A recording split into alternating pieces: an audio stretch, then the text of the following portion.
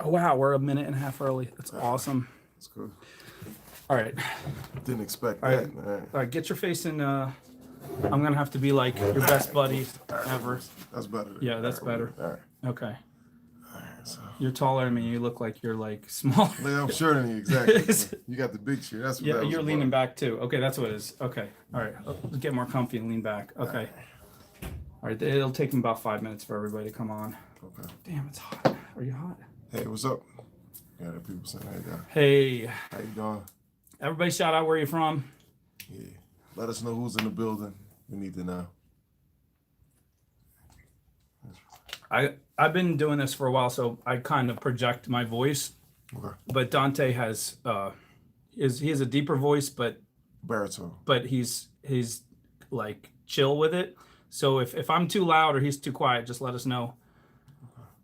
New Mexico. I like New Mexico. It's different. Seattle. I've never been in Seattle. I want to get to that. It's the one part of the country I haven't been to. Between that and Alaska and Hawaii, I haven't been there yet.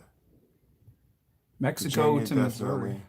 Missouri. Columbia, South Carolina. I did the what's the fair down there? South Carolina State Fair. I was down there. I just was in Coastal Carolina, so I wasn't far. What? I was just cracking up. Yes. Yeah, I've been all these places. Let's see what we got. Other stuff. What's up? What's up, PA? Aaron. What Aaron is this? Aaron used to work for me? No, that's Man, she keep me wrong. Okay. Michigan. Michigan, I've been in and out of Michigan. The Aaron. Okay, excuse me. Ontario.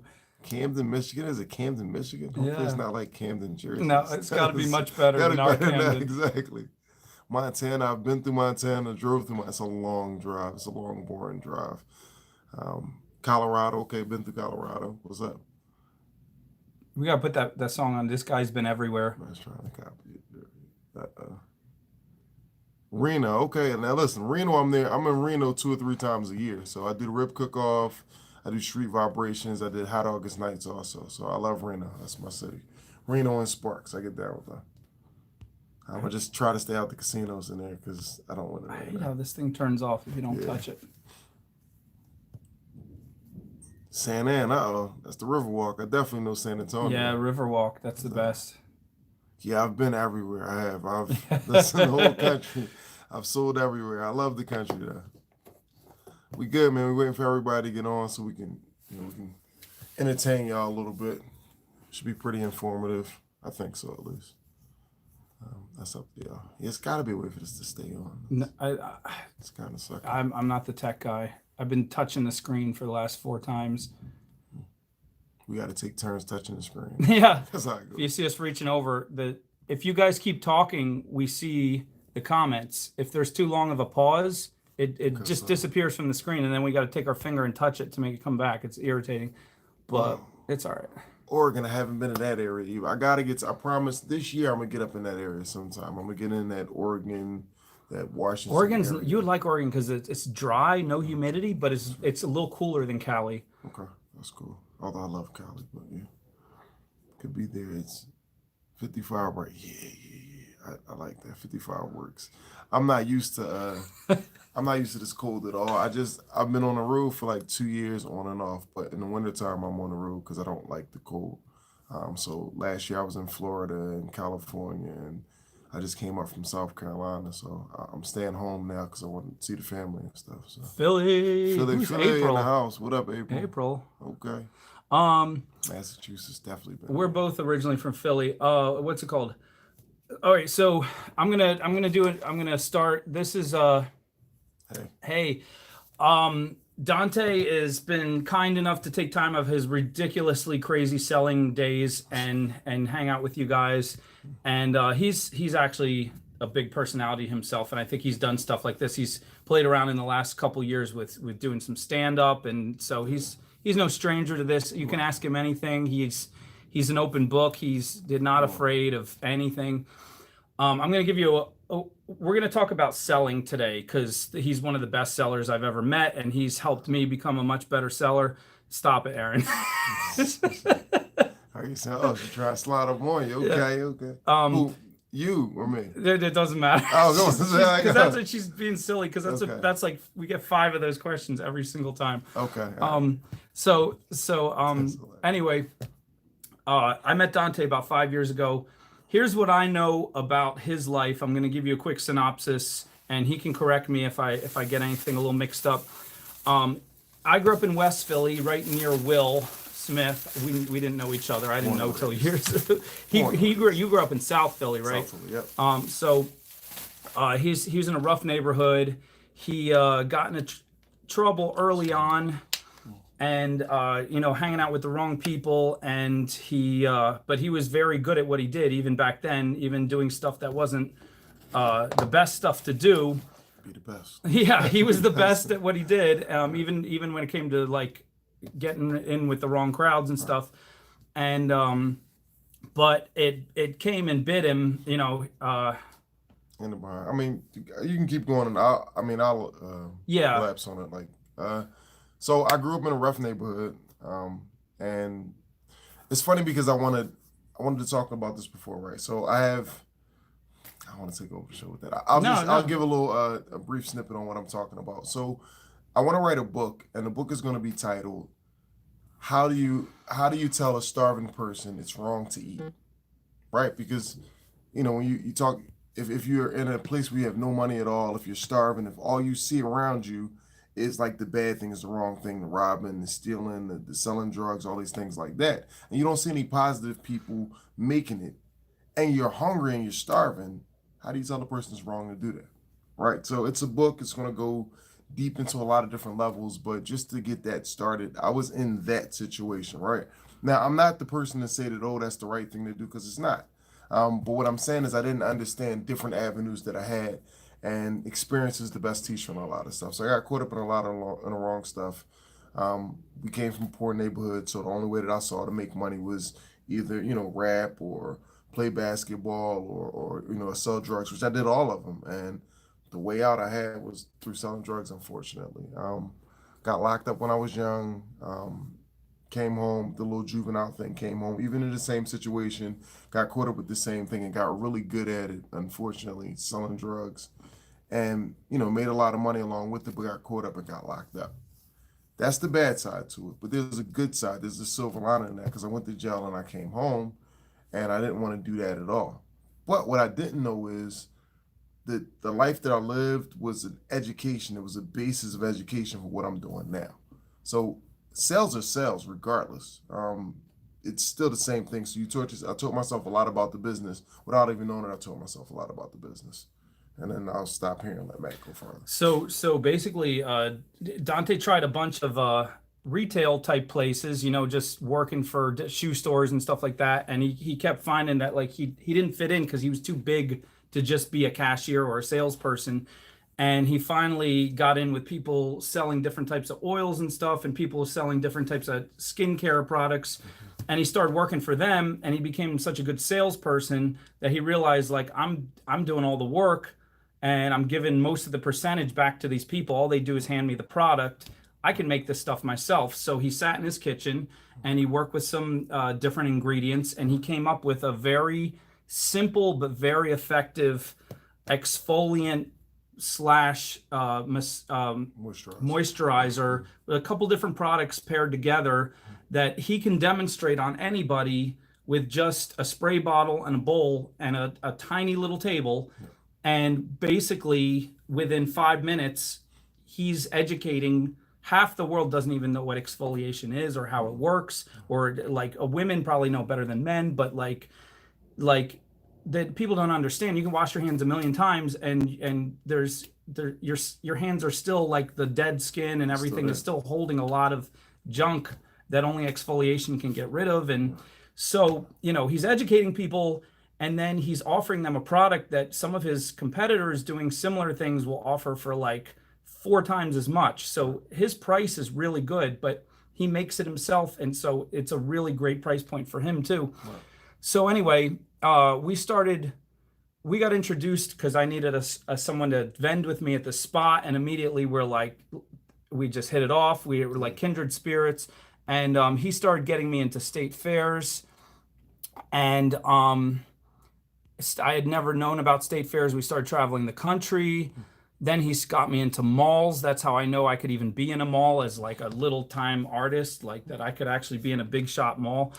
I've been in the biggest mall in America now, and all thanks to him. And I also like, you know, I was able to influence him, hopefully in good ways. Right, right. So excuse me for cutting you Yeah, off. yeah, yeah. Matt likes to give me the credit for a lot of the stuff, right? I introduced him to it, I can say that much, but Matt had to actually hustle and do it himself. So he came up with how to do it because we were both getting started in it, so we were learning as we were going along, but we were learning. And our presentation had to grow. The way we approach people had to grow. Our products had to grow. All these things, because when you get in bigger markets, you have people with more money than they're expecting. They have more. They're expecting more out of their dollar than the people that's spending less. So I introduced him to a lot of stuff, and we rubbed off on each other. Matt is by far the most frugal person you'll find in the world. I'm talking about like in the world. He's that frugal. Like he's. I'm not gonna get into the details. Don't know certain stuff. Peanut butter and jelly. Peanut butter and jelly, chicken salad, Yeah. borrowing tables from a certain Yeah. department store or whatever like that. Bring it back without a doubt. Borrowing and bringing back Yeah, stuff. bring it Yeah. back like yeah. So he's definitely. So I learned a lot from him there. What refrigerators, all Oh the yeah. microwaves, everything, all the stuff gets and then taken back. But so we fed off of each other. Does yeah, okay. I'm gonna leave the comments alone. You're gonna have me going through it. But yeah, so we learned a lot with it and we've grown. So I'm glad to see Matt to get into the mall, and he was in King of Prussia, which is the largest mall in the world, well, largest mall in the country. Yeah. And he stayed there and he maintained it, and he went and he got into a situation that was better for him with the mall now. And this is from somebody who had never had mall experience. We both started in a crappy mall together, and we were both there. I've been in a couple malls before then. I made the best out of my crappy mall, and he made the best out of his, good Yeah. mall. So. And basically, we want you guys to ask us questions, but we're just going to do a little bit first and talk about selling, because honestly, I'd say there's 5 people I've ever met, and this is what I told you guys on that video about how to sell. You want to be good at selling.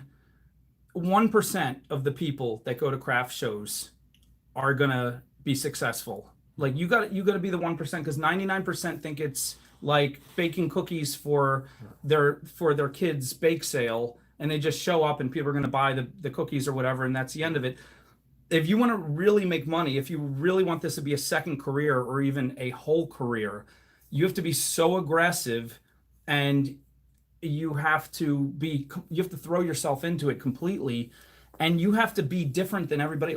I just found out both Dante and I won best booth at some of the 2 different state fairs. Yeah. We're talking hundreds and hundreds of booths. No matter how many state fairs you go to, almost nobody wins best booth. Right. And I won because I try to make my booth as exciting as possible in every possible way. Music, colors, talking to people. I believe Dante could correct me. I believe he won because he offers the best social experience. He talks to people. He jumps out there and he grabs people with his words, and then he draws them in an inviting way, and then he makes them feel like they're in the living room with him, just having a great time. Right. He keys in on like what kind of personality they are and how to make them feel as comfortable as possible. And he like every time they put up a resistance, he knows how to turn it around without it looking like he's doing so. He knows how to, take away all their fear and get them to feel so comfortable that they're like, look, you don't need to fight me. We're going to have a great experience. You're going to try my product. You're going to enjoy it. You're going to buy it, or you're going to walk away and we're going to shake hands, and that's going to be fine. Either way, you're going to walk away with smoother, cleaner hands, and you'll get a free lesson on skincare. And you'll enjoy the experience. So what I tell people is you can try it out for free. The product is free, but the experience is priceless. So it's not really original, but it's original with me. I just look at it this way, right? So I like to address the elephant in the room. When a person is walking by, if I'm in a mall or if I'm at a state fair or a craft show or something along those lines, we understand our roles. I'm the guy that's there and I have products for sale. You're the potential customer. We don't have to make it about that the whole time. We understand those. I got a product. If you try the product, if you like it, you'll buy it. If not, then that's cool. So let's enjoy ourselves while we're doing it. I like cracking jokes. I like having fun. I want people to laugh. I understand my product is good. I understand it's reasonably priced. So I know if I present it the right way, and I don't offend the person, I try to put myself in those shoes, in their shoes, and see what I would like if I did so, and I do that. And the experience normally turns into, if they have the money to buy it, they buy it, and if not, then they don't. They at least enjoy the experience. I understand that when it comes to events like that, now the mall is a little bit different because the mall is a different dynamic because people come there. If you're in a kiosk or something like that, then they come there for the stores mainly. That's the brand. It's the stores, it's food, and you're thoroughly. They don't check out a kiosk or something if they like it. But we have shows like state fairs and craft shows and women's shows and all that. Then they come there looking for a product. They come there looking for you. So now it's all about, presenting it in the best way possible. But they come there for the experience. A lot of the times when you go to state fairs, I don't know if y'all been to any of those. I'm sure somebody here has been to a state fair before, or carnival. The food's normally overpriced. The products there are normally overpriced. And they don't go there like trying to, discount shop or anything like that. They go there because they're going to remember this. I've had people, when I did the LA County Fair a couple times on my page, I have some comments on there, and people leave reviews. And this one lady left reviews. She like, oh my gosh, she like, I tried this stuff. This guy gave me this massage. I had the greatest experience. She was drunk. She got home later on and went to sleep and woke up the next day and was like, oh my gosh, the products are good too. She remembered the experience first and then was like, wow, the products are also good. It's an experience thing. So it all pans into each other. I don't want to babble or anything like that, but there's a couple different components when it comes to selling. But the main thing is you want to be considerate of your consumer. You want to be considerate and understand what they want. What do you read? I'm just trying to pick up some of these questions. Someone asked, how much do your looks go into like being good looking or not good looking or whatever? I'm going to be Be completely completely honest. honest and say you would think that looks would help a lot because that everybody thinks that way.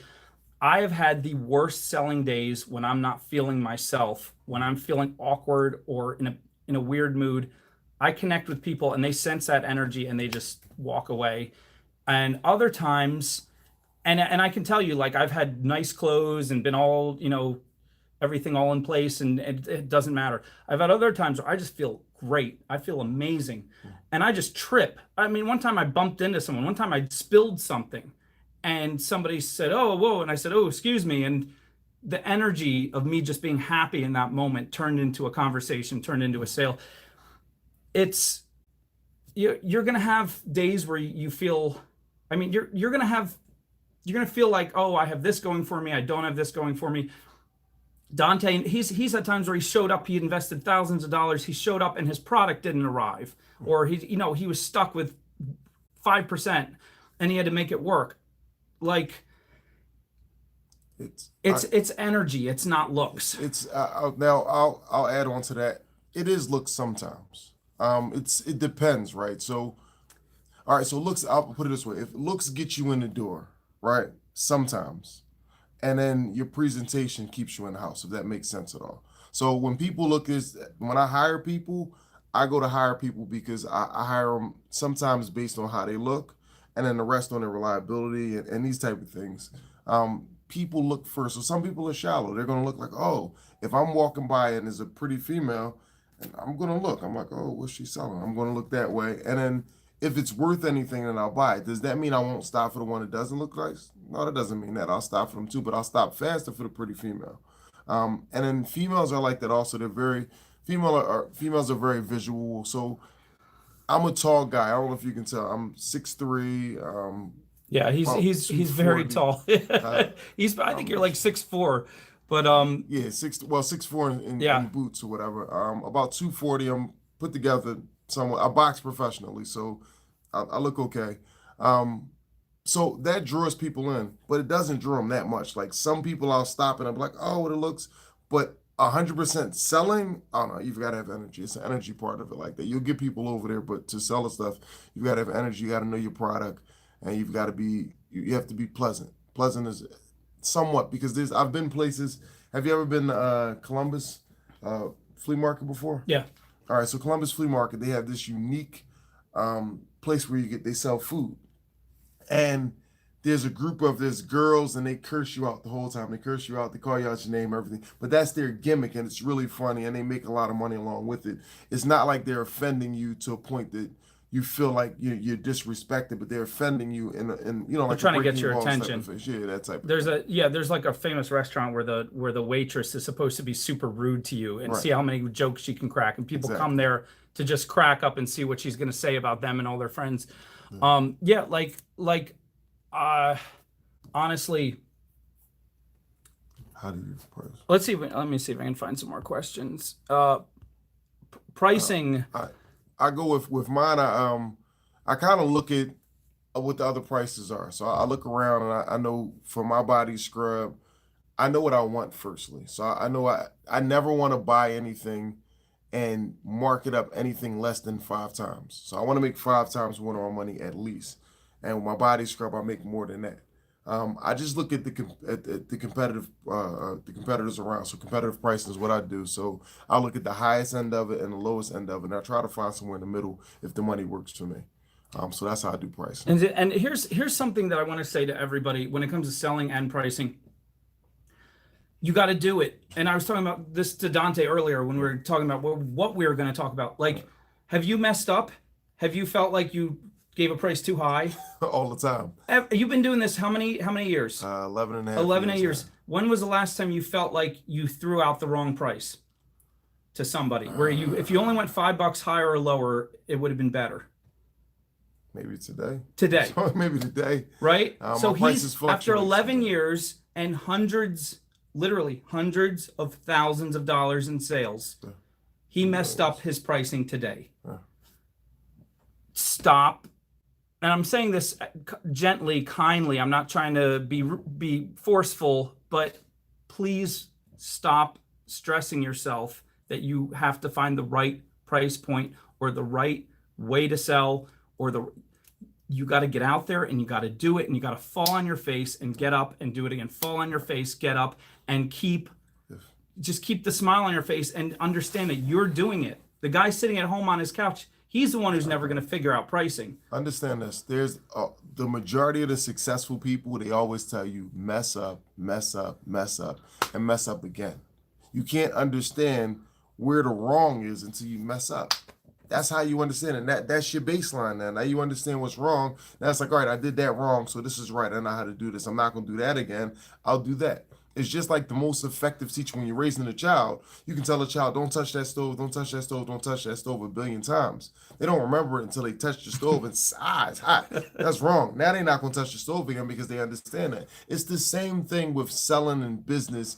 It's trial and error. Everything is trial and error. There's no set route, right? So how about this? When it comes to, and I was thinking of some books. There's a couple books that y'all can get into. We'll talk about that a little later on. But your destination where you're going to, right? It's just like any other destination in life. There are more than one route. It's very rare you got one destination, but it's just one route there. There's a bunch of different ways to get there. You got different traffic to go through and everything like that, but there's different routes. You've got to find what route works for you. This route might work for Matt because it depends on the way that he drives. He might come from another place. He might be fast. I might not. I might want to avoid, seeing certain. I might want to avoid cops or whatever like this is in my route. Just giving examples and stuff. There are a bunch of different routes to get to success. You just got to pick your route. It's funny Dante said that because I wanted to be a musician all through my teens and early college. I wanted to be a musician. Then I took the safe road and became a teacher because I thought, I can't be an irresponsible artist musician. Right. So I became a teacher, did it for 5 years, hated the system, liked the kids, but hated the system. I mean, it made me a tougher person because it was a horrible system to fight in. But those years were like, I finally got back on track and had faith in myself to do the scary thing, which is be an artist. But now I didn't have enough faith to be a musician. I had enough faith to be a visual artist, which is my second favorite. So I started paintings, couldn't sell paintings, making furniture. Starving artist. Couldn't sell furniture, made some ceramics, could sell those a little bit, not enough to live on. Suddenly saw someone making jewelry, tried that, now I had something I could live on. This is a weird winding path I never would have picked. Right. And now I thoroughly love making these videos for you guys and having people ask like, how'd you do this? And I'm outgoing. I love community. And like I said, Dante, it's funny because we'll hang out for a long time and then we won't see each other for a year or two. We'll just talk on the phone once in a great while. He's following similar paths as me. Like he's doing his own meandering thing. Right. I just want y'all to know I didn't go to sleep one day and wake up and was like, I want to grow up and be a body scrub guy. Like I didn't grow up that way. That wasn't what I was thinking of, but it turned out that way. Like Matt, I wanted to get into music. I wanted to rap. I was supposed to be signed like 3 times. Again, I was in the streets. And he could have made it like that. I was pretty good at it. He busted out some stuff for me, and I was like, "Oh, that's not bad." Yeah, I can actually rap, but I'm not gonna rap. So I'm just saying, I can rap, but I'm not gonna rap. But that was it. I wanted to play basketball. I went to school. I did that. Jail messed with a lot of stuff. It kind of stopped things. I still played college ball when I came home. I did about 5 years, if anybody's wondering. I came home. I did that. I box professionally. I do stand-up comedy. There's a ton of different avenues I've taken that I've wanted to do. I want to do architectural construction design when I first came home. Didn't get into it. There's a ton of different things that you want to do, but they always say certain things pick you. Like the things pick you out. And I felt like this picked me out. But one thing is I started to understand business. I understood retail. I understood selling. And there's no type of money that you'll find, not in my experience, besides retail and selling and stuff like that. Being your own boss and retail, but you got to get out there and do it. You can't just sit back and think about it. It's never going to be perfect. If you want to sit back and be like, I make this perfect plan and all, forget that. That's not going to happen. People come straight out of college and they, I want to do this, I want to do that, I want to do this, I want to do that, have never had any real world experience. None. And like Dante and I we've been to horrible shows. We've been to shows, wish I never went to that show, barely made our money back. Right. I mean, if we were pretty much like anybody else, we would have lost $1,000. Remember New Life? What is it? New Life Expo? Yeah, New Life, the crazy spiritual hippies in New York City. They're like, namaste, and meanwhile they're ripping us off, putting us in the basement when their entire show was up on the 13th floor of this hotel, and they last minute stuck a bunch of vendors in the basement. Nobody knew where we were. We went Airbnb in somebody's living room on a pull-out couch. Oh my gosh, we're sleeping in somebody's living room on a pull-out couch. He doesn't have towels for us to take a shower. We had to steal towels from the hotel. Yeah. And we walked out of there with more money than we put in, barely. Because we went into survival mode and we started stopping. Excuse me. We started like taking the elevator up to the lobby, trying to bring people down. It was crazy, and we still came out and like, man, I feel like I wasted my entire weekend. I did one of their shows again. No, you didn't. I promise you I did. I did one of the shows again, but I was upstairs. Yeah, you made made sure, money, but I you didn't made make a sure bunch you were in the of right spot. Yeah, I didn't make a bunch. It wasn't a great show. Me and Tamara went. I was getting their emails for a while after. Yeah, I still get them. Yeah. Okay, I apologize, guys. I said I was going to read your comments much more this time, and then but Dante and I are just we have so much energy. You saw the run that back. It's one that says Philly doesn't really have craft shows on it. It does. If you go to craftmaster .news. craftmasternews.com. They have a list of all kinds of shows. Philly has some craft shows. Philly's good. Philly, I would say no. You got to find the right shows. I said this in the video about selling. There are for every 10 shows out there, there's one amazing one, 2 good ones, and 7 crappy ones. Yeah. Tell me if that sounds right, Don. That sounds about right, but you got to understand that one person's crappy isn't another person's crappy, because this might be its Dante can make any show work. I know how to make my money. That's it. I'm not the person to sit down and wait for it to happen. If there's people there and they have money to spend, then I'm gonna get them to spend it. That's how that goes. So that's how. Let me tell you something. I've given away $30 pieces for $3 when I was desperate. I've also had pieces that I spent $1 and 10 minutes making them, and I sold them for $45, and I felt guilty taking that much money. There's no right or wrong. There's no formula that's gonna, it's like swimming. You can't do an equation and then jump in the pool. Yeah. Like you got it. Your body has to adapt, and every time you go swimming, it's different, especially if you go in the ocean. Yeah. Every time I hear somebody that tells me, like, oh man, I'm about to go into business, I'm about to do this, what should I do? Do it. That's the first thing. Do it. Get out there and you'll understand what you need to do along with it. I've taken some business classes. I didn't go and get degrees because I didn't care anything about a degree, but I went through a couple business classes just so I could understand the language of business. That was my point of doing so. Yeah, But yeah. I said we were making fun of hippies. There's a girl, her name is Hippie, Barefoot Hippie. yeah, Yeah. but Yeah, no, we're both hippies at heart, but these yeah, guys these guys were funny because they were a little bit hypocritical because they're like namaste, yeah. namaste, it's all about the energy, and But meanwhile they're jerky, ripping people off. yeah, the same time. Um, Listen, I love hippies. Don't get me wrong. Like I do the rib cook off, and from the rib cook off you have Burning Man, and Burning Man, it's you like the did home Burning hippies. Man? Shut up. I didn't do Burning Man, but I might do Burning Man Oh my next year. goodness. That's Somebody invited me. They said that whatever town you come through, her parents has a restaurant there, and I can set up in front of the restaurant, and like I can go in, and so I'm like, I think I might do it. Somebody I was set up with, so okay. yeah, I meet a lot of people. Throw out some more questions because there's Yeah, there's a bunch in the beginning, and I apologize we missed some of them. If I keep scrolling back, we're just gonna keep missing them. So please throw out some new ones, and we're just do you gonna really report your read. sales at craft fairs for taxes? Yes, you can. It depends. Some fairs and some craft shows they require you, like they'll give out tax forms, and you got to report it to them or you got to report it to the tax people. It's got to be taken care of. Some of them are that way. Some of it is completely on you. You have it's your cash, and then when you swipe and stuff like that, you doing your taxes is on you for the most part. So, I would say, and I think Dante would agree, if you're really going to do this more than just a couple times a year just for fun, if you're really going to make this a second income or a first income, talk to a tax guy, and don't get some tax, try to talk to a tax guy you can be friends with or a tax woman, and figure out the basics of what you need to do, because I made the mistake. I went years without having my taxes together, and then I had to go back and figure it out, and I wish I had started and got it all on paper the right way.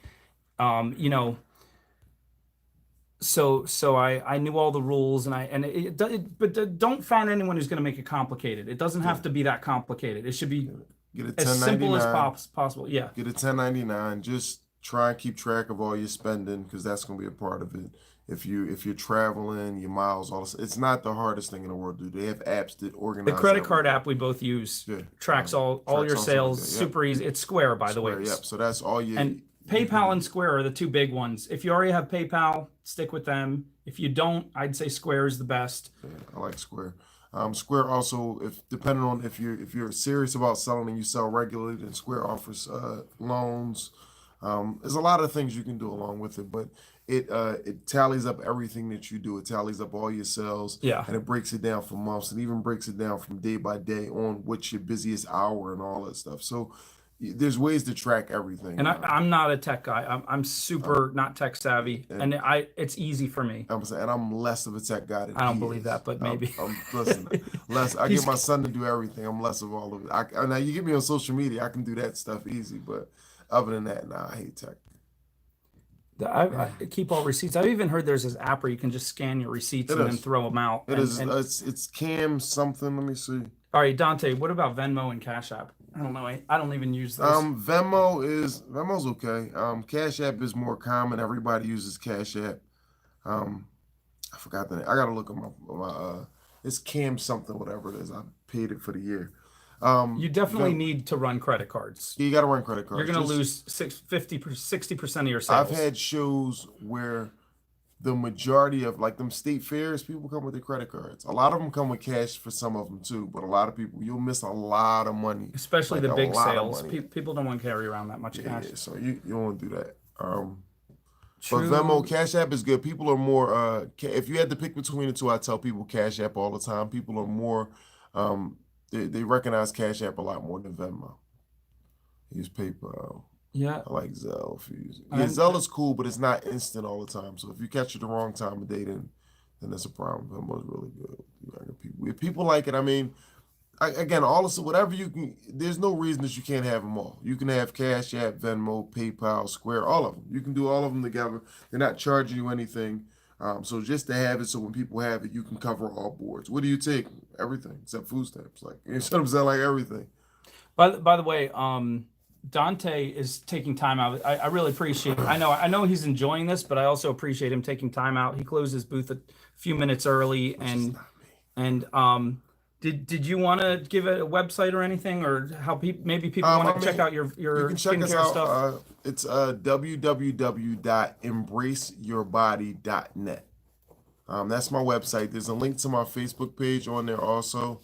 And then my Instagram is, I'll give y'all my business Instagram. It's Embrace Your Body One, the number one Okay, so on Instagram. here's the website to actually order from, and then you said the Instagram.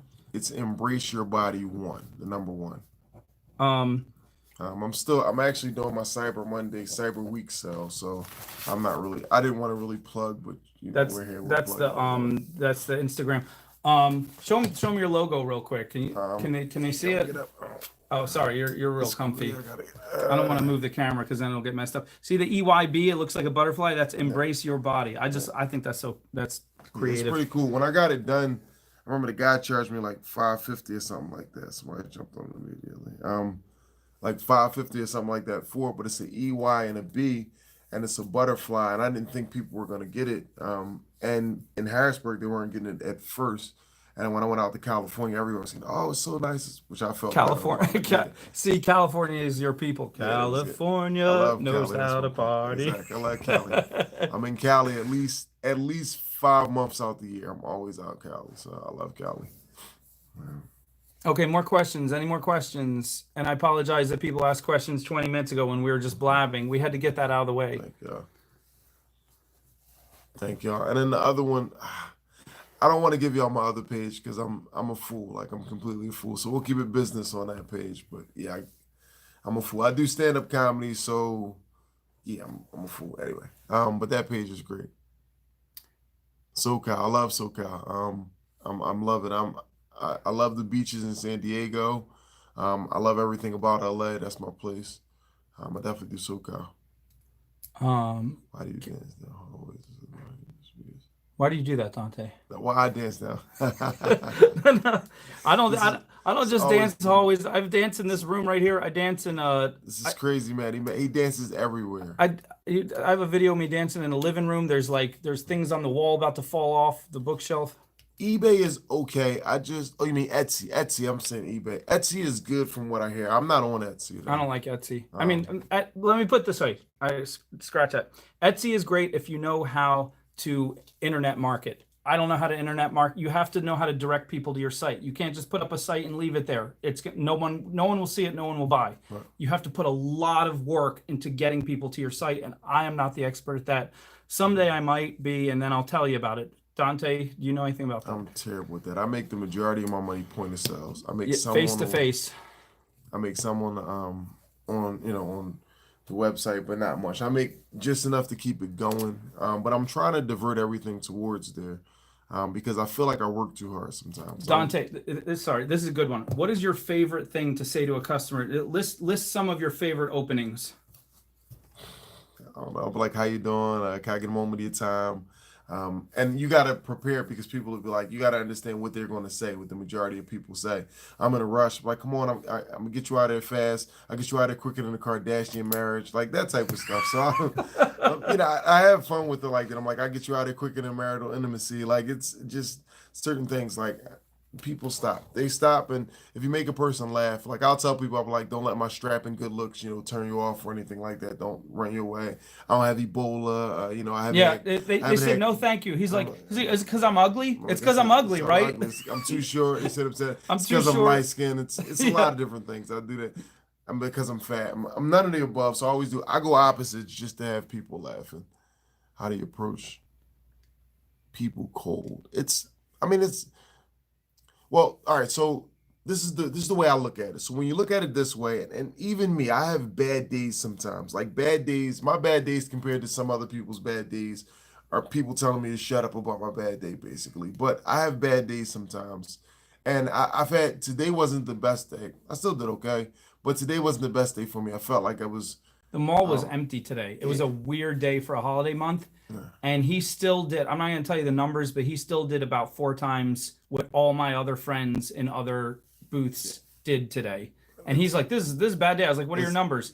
And he told me, and I was like, yeah, you still did better on this it's day than most people do on their best days. but I'm a numbers person. I didn't hit the numbers that I wanted to, and I felt like I worked today. So the Instead of way I just look at having fun, it felt right, actually felt like work. I can't talk to anyone anymore. Make friends everywhere. You So go, yeah. let me go back to the question. What are some of your Oh, opening like? oh, that's well, not even. I was going to tell a person this. That's what I was getting to. Understand this. When you're cold, when you're talking to a person, understand this. If you don't say anything to them, if Matt walks by me and I don't say anything to Matt and he doesn't say anything to me, do you know what he said to me? He said no. Because he didn't say yes, he didn't stop. So we're still at the same thing. So everybody you're approaching is already at a no. You can't get any less than that. You're already at starting ground. All you can do is get positive.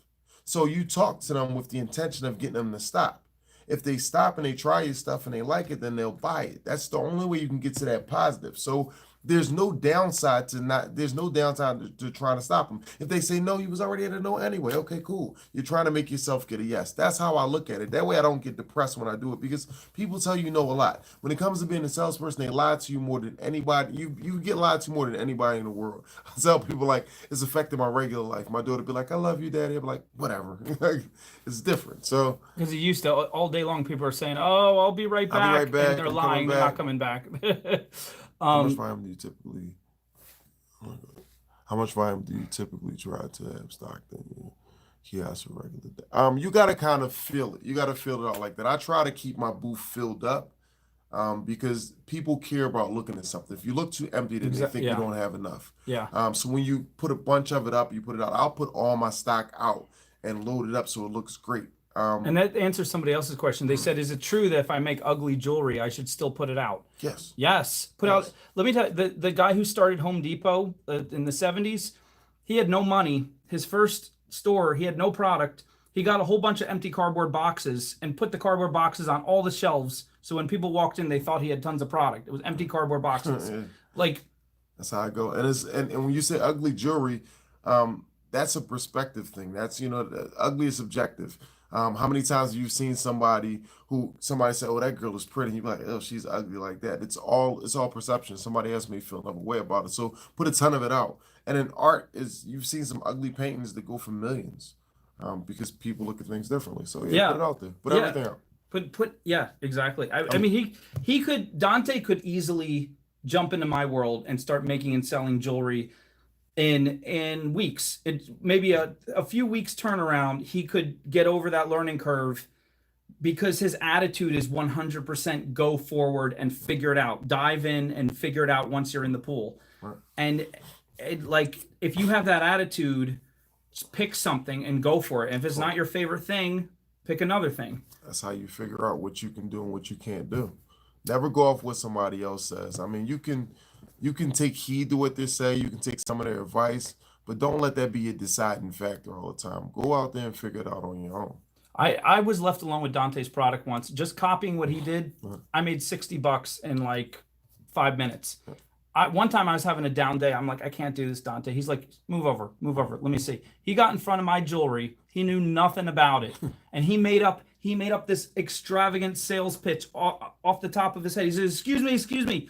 This guy is an artist. Now you know how artists usually are not recognized until they die, and then they're worth millions. This guy is still alive, and you can have genuine art." For this ridiculously low price, this is worth $100. This is worth $100. What he has it priced for 20? That's ridiculous. He should not have it priced for 20. And he made $60 for me in like 5 minutes. It's I like doing that whenever I'm around somebody, and if they're having a rough day or whatever, I just try to get them started. Like even the clicky people and stuff like that, I'll grab their stuff. Well, I don't even know what I'm doing, but I'll get them over there. I see what they're doing and get it started. Talking to people is it's the same thing. Once you can talk to a person, you can talk to anybody. You just get them over, and now once you got them there, and then they're interested in it, and that's where you step back and you let the experts do it. Sorry. Someone said, write that book, Dante. Yeah, I plan on writing it. I just got to get some time to do it, so I'll plan on writing it and stuff. I don't want to get with some people that write books, so I can, crossing all my T's and dotting my I's and stuff. But the Ale- ideas in it. I'm sorry, Allison. I owe you a spider still, and that other woman. I'm gonna send it before Christmas. I promise. She won this contest of the spider necklace and earrings. Okay. Um, Congrats. What's that? Something do you want to free move up a little bit? Yeah. Here, you jump in. Let me see. He's gonna control the comments. So you sell about half and go home and make inventory like a I madman. wasn't sure what they meant. It's a whole different thing. Well, no, I mean, if I understand, like for Black Friday, we had Thanksgiving off, or the early part of Thanksgiving. So from we didn't have to go in until like 6 to 12 if we wanted to. I took that time and made inventory. I did that, but my inventory doesn't take as long as somebody else's. Like Matt's inventory takes a little longer than mine's. I have it down to a system. So I can load up literally. If I can get up in the morning, it takes me an hour and a half to make some stuff, and I'll have enough for the day or 2 days. Dante's his stuff requires a stove, right? Usually, and sometimes a stove, blender. Okay. And then just so it's kitchen stuff. He basically needs the basic kitchen setup, and then he can knock out like tons of these jars if he has the jars in a couple hours. My stuff, it takes longer to make, but I can do it anywhere. I was sitting there making it on my lap while he was driving to Georgia in the 3 a.m. Yeah. Like I had a little kit on my lap and I'm making. I'm in the hotel room making. He can't do that if he doesn't have.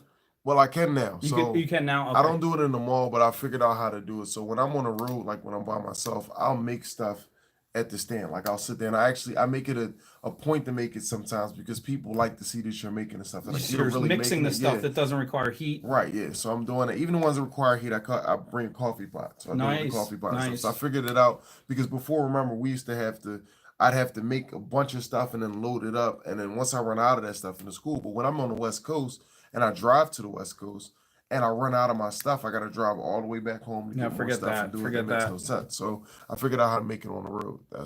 Which helped out a whole bunch. So I just do it. You got to understand what you're selling, what you're expecting to sell, and pay attention to your numbers. So if you pay attention to your numbers, you know what you need.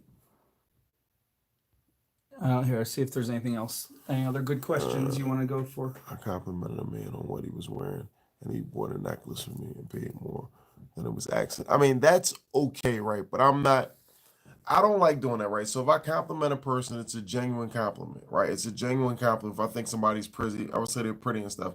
If I'm calling the person over, I try to stay away from that. Or I might say, hey, pretty lady, come check us out. I'll do that. Or if I speak to a person and I want it to be genuine, a lot of the times, what you say is tainted if you're trying to sell something to them, right? So if you say, hey, you are so beautiful, come here now, come check me out. Now that kind of tainted that. Do you really believe I was beautiful, or did you just do that so you can get my time? I'm not saying it's a wrong thing. I just say I don't do that because I've seen a lot of people do that and I don't like their style, but it's a style of your own. But if you see somebody and you think that they're actually beautiful, you think that they're nice, you like what they're doing, and you can compliment them on that. That's cool, but don't create compliments for people. Don't tell somebody who's butt ugly if they're pretty. You see what I'm saying? Like that. Not saying that I'm judgmental, whatever. But just make sure it's genuine. Yeah, be genuine with what you're doing. Compliment their scarf or compliment their whatever you actually believe in. Good question, Diva Style. Who's Diva Style? Diva Style. Do you ever do buy one get one free? Oh yeah. Yeah, all day. I do that all the time. All the time. You got to do that. Sometimes what people do is you understand what you can sell for at your lowest and sell for at your highest. Sometimes that buy one get one free is just your low. Like some of my price points, if I want to do like let's say a scrub and a summer butter and it comes out to be 37, I might say at the least I want 25 for the two of them. So in essence, that you buy this and you get that free. People don't understand what your high and your low is. As long as they feel like they're getting a deal, then they're okay with it. So buy one get one free is good as long as you can afford it. Don't do buy one get one free if you can't afford it though. They like your logo. Thank you. What I would say is Dante, whether he realizes this or not, he's gonna see this as soon as I say it, and I'm the same way. If you want it, the world of selling is cutthroat, and like I said earlier, 99% of people don't do that well. Not because only 1% can make it, because only 1% try hard enough. Yeah, and that's right. Google, you guys, YouTube Jackie Chan in the middle of a fight. how he picks up everything in the room and uses it to his advantage, and he uses bad guys coming at him to his advantage. This is how Dante sells. He doesn't know what he's going to say. He doesn't know who's going to come at him with what kind of excuse. He uses the moment, and he's quick, and in his mind he's thinking quick, and he's on his game, and he enjoys it, and he's not knocking out the people, he's knocking out their excuses, Right.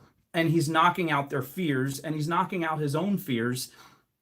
And I think that way too. Like, it's like you got to go in there like I'm a ninja. I'm gonna Yeah, like because my product is not good here. I'm gonna fix that. My setup is not going to fix that. The customer has an attitude. I'm gonna get around it. yeah, I mean, he's right with that. And then I'm also a person. I do a lot of self inventory, right? So I check myself sometimes. If I look at a day like I had today, which wasn't a good day to me, and I go home and I'm honest with myself, I tell myself I wasn't good enough. I don't say, oh, well, the people weren't this, because that's the same situation every day. The people aren't any different. I feel like I'm not good enough. So what did I do wrong? And sometimes you have your good days. I'm on. I'm trying to say, when I'm on those days, oh man, I'm killing it. I'm crushing it. But then there's certain days that I'm off also. My off is different than some people's off, but I notice my off.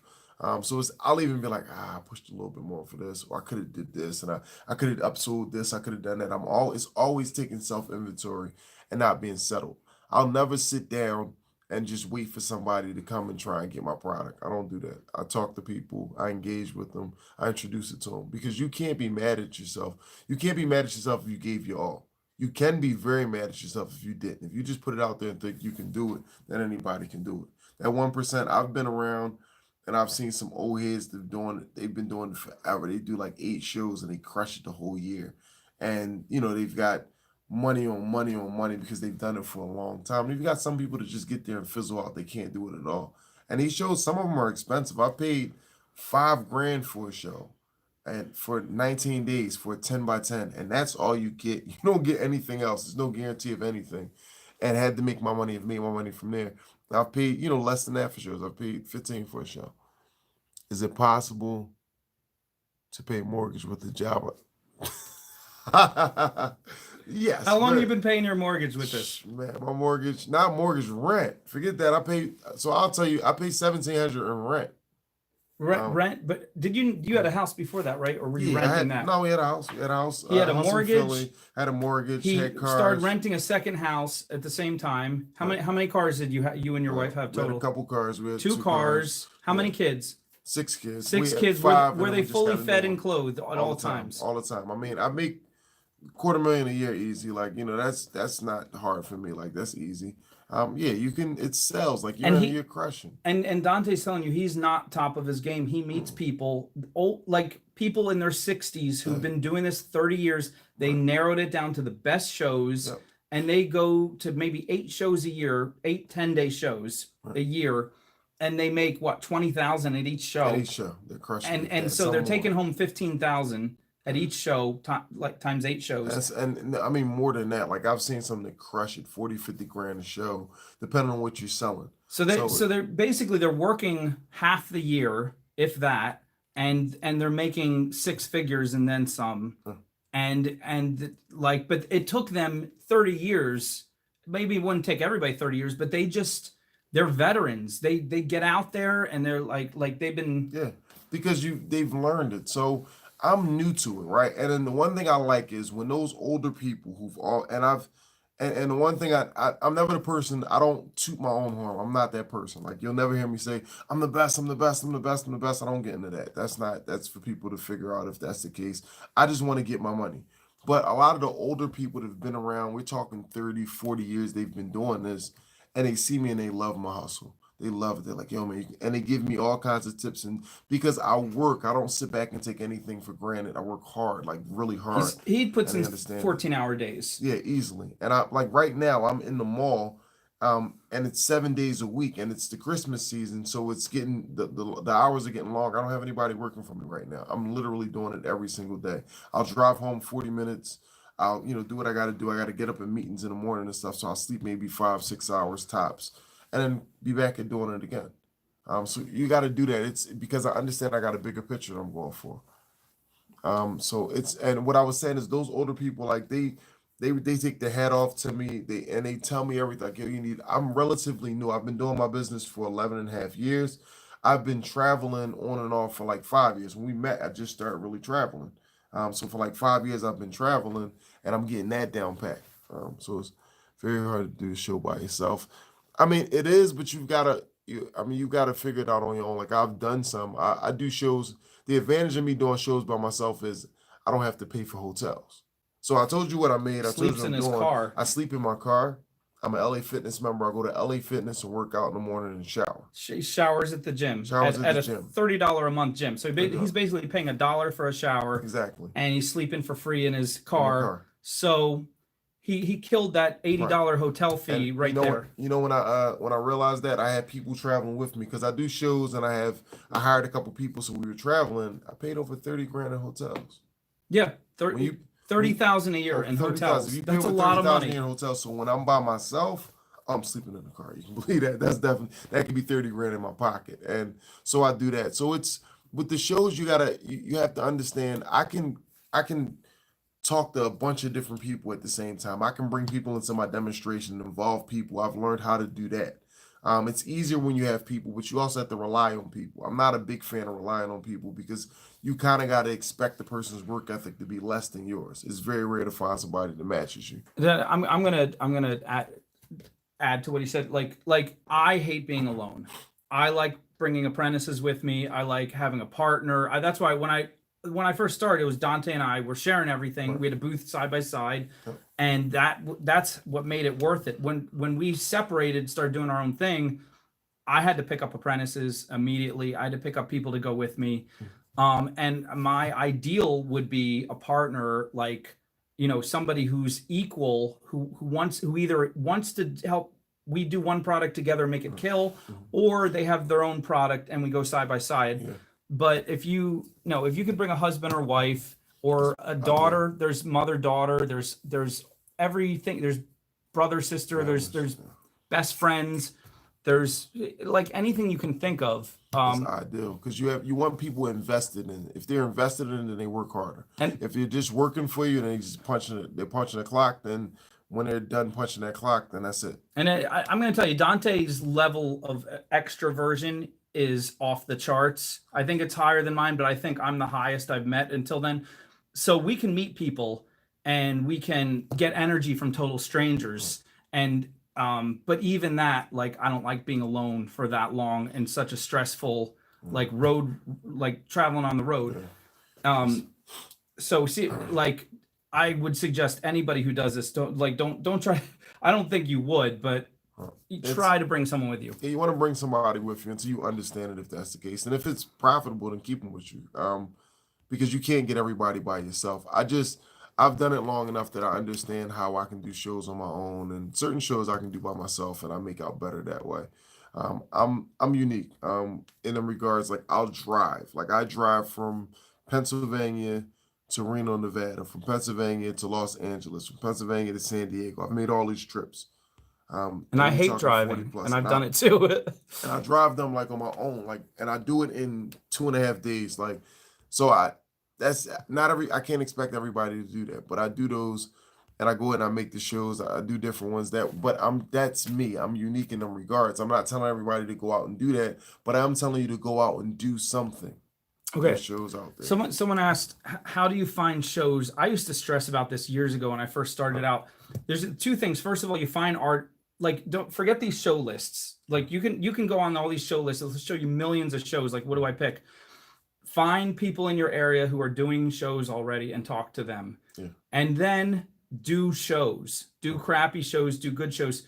After about, correct me if I'm wrong, Dante, after about 2 years of signing up for dozens of shows, like one-day shows, weekend shows, big shows will start to hunt you.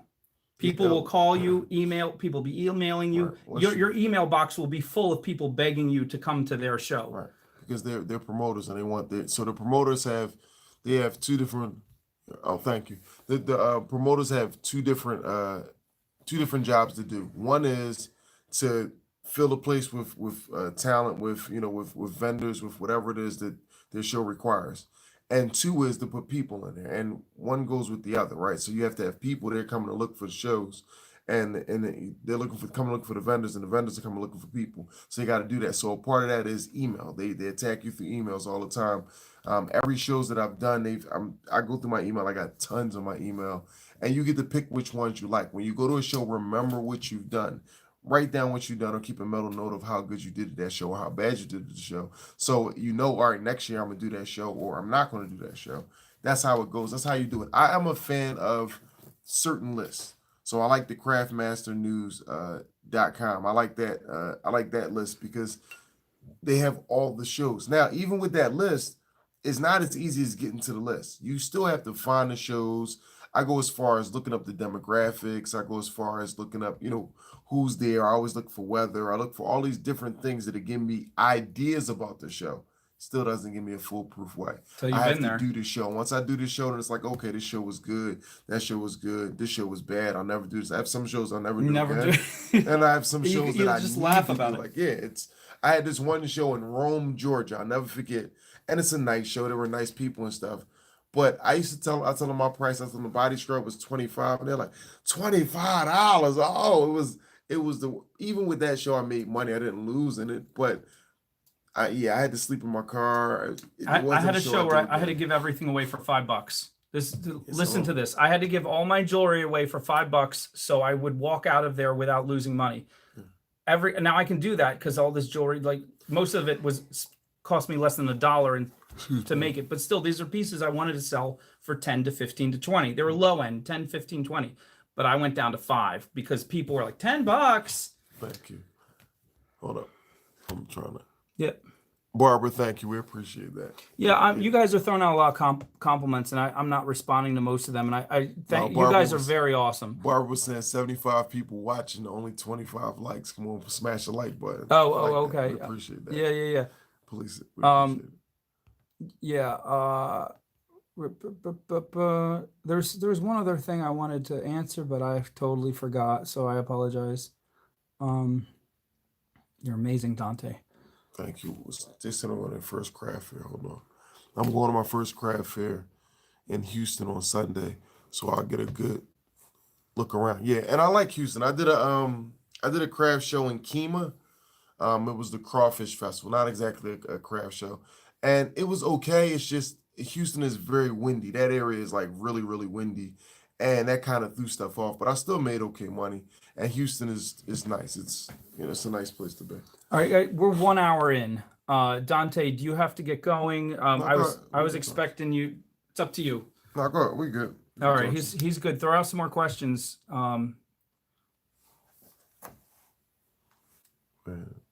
Interesting question.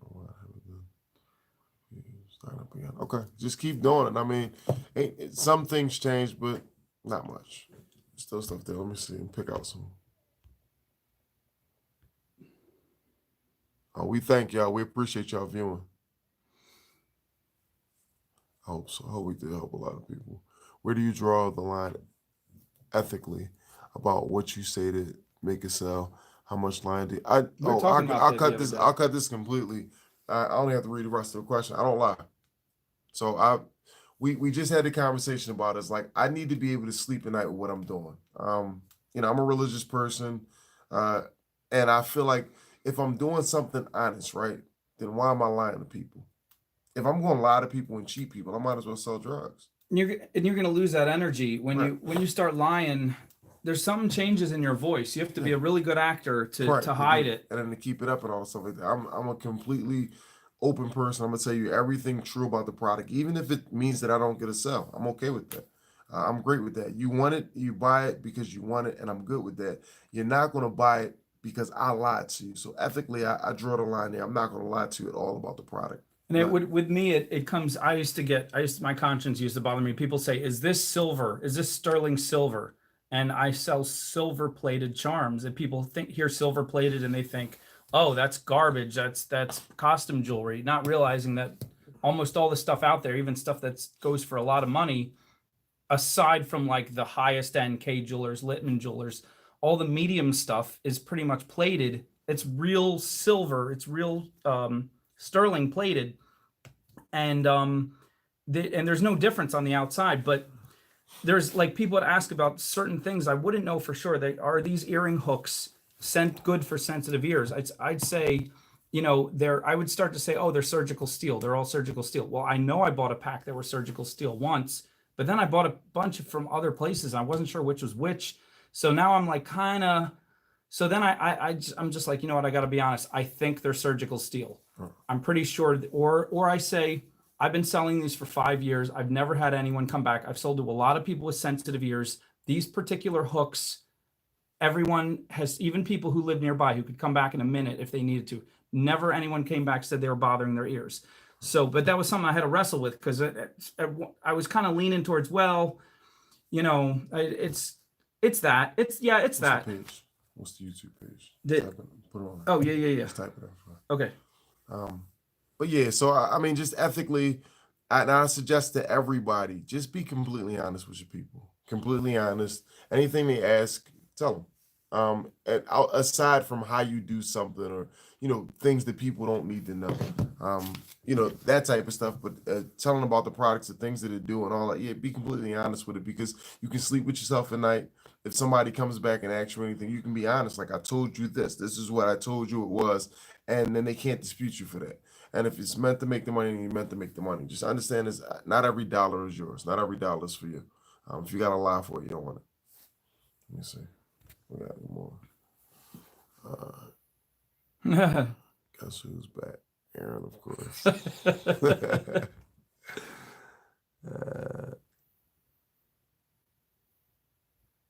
me switching the price up per customer. I gotta think those kind of lies. Oh, okay. That's not lying. That's not lies. So so a lot of the times you can. What I do is this because stop. Let me read the question because people might not. They said if you switch the prices up for different customers today, yesterday, or just customer to customer, is that being a little bit dishonest? And Dante says, I say no. I say it depends on your person. So you gotta understand that you're gonna run into people that some people have the money for what you do, and some people don't. Some people have more money. So if I have a person that comes through, I have some people that be like, give me this, give me that, give me this, give me that. They don't get a discount. They don't want a discount enough, and they want regular price for it. Sometimes I still give them a discount, but sometimes like, all right, go ahead and do that.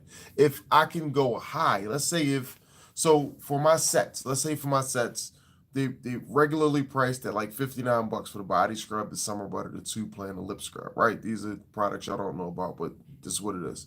So $59. And let's say I can do the sets. I can do the sets for 50, but I'll take 40 for it. So some person I might give the set to for 50, I might give them to for 45, and some for 40. I have a high and I have a low. It's not about what you sell it for, it's about what a person feels comfortable paying in them regards, within those guidelines of what you want to pay for, right? Which is guidelines of what you can receive for it. So some people I give it to for 45, some people I don't. Depending on sometimes I've given stuff away free for people because I'm just that type of person.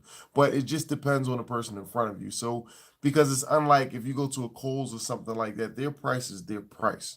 Yeah, but they do sales. Yeah, they do sales and things like that. Yeah, but they're going up and down. They're raising their prices. They raise their prices artificially and then throw sales. So you think that you're paying less for, but you're really paying what they want it for. Right, and they did studies where they found if they don't play those games, people don't want to shop because people actually like those games. Yeah, they like the bargain part. And even if you tell them they're playing games here, they're like, I don't care. I like knowing I brought the coupon in and I'm paying a lot less than Sally over there who paid full price because she doesn't know how to bargain. Right. And with this, be careful with discounts. Did that for a friend, and the mom basically got flustered and had a free pennant, but they pay me well, so no biggie. Yeah, I'm okay with it. If I give somebody a price and somebody else finds out about a price that I did, they was like, oh well, I did this. I'm like, all right, I did that for him for just to cut down on all the hey, okay, I'll do it. Give away free stuff. If we messed up, we'll give away free stuff. I'll do that. It's sometimes, and this is a part of making mistakes. This is what we were talking about, going back to the making mistake part. That's not a problem. You can go ahead and do that. Some people get discounts and not supposed to get told. It doesn't matter. You make the mistakes, you get it. I have a no refunds policy because of what I do. because of the type of products I have. So if you take it home and you open it up, I don't know what you do with that. I don't know people, and I trust people, but I don't know if other people trust people. Yeah, So if you I can't. I get somebody a body scrub and they bring the body scrub back to me, I'm not going to resell that No, because I don't know right. what they did to that. Now I'm liable for whatever happens That's to that right. person. So I'll even if to so I can get away from the hassle and stuff. Sometimes if somebody wants a refund and they tell me, oh well, I thought I was allergic to this or I was full. If you give me a good reason, sometimes I'll give you your money back. It's no big deal to me, and I'll tell you to keep the product. Because I'm not going to do anything with the product. Along with it, I'll throw it away. But if you're, if you're acting like a, like a behind, like a butthead or something like that, then I might take it and just throw it away instead of you keeping it. There's one person said, "Can you please answer my question?" I'm sorry. We apologize. It's not even just that, but it goes away. Like the questions go Yeah. away, so we gotta tap it and go back into it. Um, And we're both kind of Please long-winded. state your question again. If we missed it, state it 10 times. We're not going to get upset if you keep saying the same No, question. There's 2 people who said, "Can you see my question? Please type it again." Yeah, we apologize. We we only see a third of If your this. gut say risky, then it probably is. Like, yeah, that's true. Yeah. I think they're asking you. Yeah. I think Matt's single. Are you Yeah, single? yeah. They don't He know. is. I told him I'm not telling him. I'm not telling him I'm single, and I'm not telling my blood type. Someday I'm gonna tell him if I'm single. It's about the weather, so please answer a question. I'm not single. I'm married. He has happily married. what, six children, beautiful kids, 6 children, ages but my wife's 2 to 21 years. 17, right? Yes. Yep. I got it. Social Um, security number. Also, did you have married Matt's Crazy Arts, and they will see it better because it highlights his name. Yep. And married, 6 kids. Yes. Yep. Happily married. Beautiful wife. Very, very good support system. It's good to have that also. So, no, your blood type. No, you just need a donation. Hey, thank you. Where are those other 2 questions? Here we go. Matt, do you get press releases from From the girls who wear your jewelry. What does that mean? Oh, I don't no. even. Not sure. Do you have a daily goal you set for yourself? There's the question she wanted to keep you on track for your sales. Go ahead, Dante. I do. I'm a very, very number-oriented person. He wakes up and he said, "This is the number I want to do today." Right? Yeah. So I was How often do you hit it? What percentage of the time?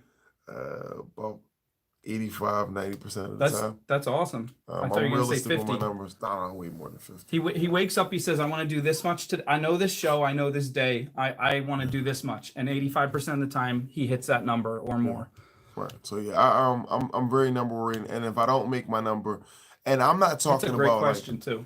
yeah, I'm not talking about like if my number is 500 and I make 400, I'm upset about that. I'm talking about if my number is 500 and I make 499, I'm going crazy about that. I'm that number oriented. Like I told Matt yesterday, my number was 500 and I made 499 and like 50 cents or something like that, or 47 cents. So it wasn't even a roundup time. Well, like then that. you got That to drove stay me a little after. crazy. Like You got to get the janitors. And listen, like, just to let sell y'all something for 50 cents. right. This is to let y'all know, like I'm glad to be here. I'm glad to talk to y'all. I was excited about it.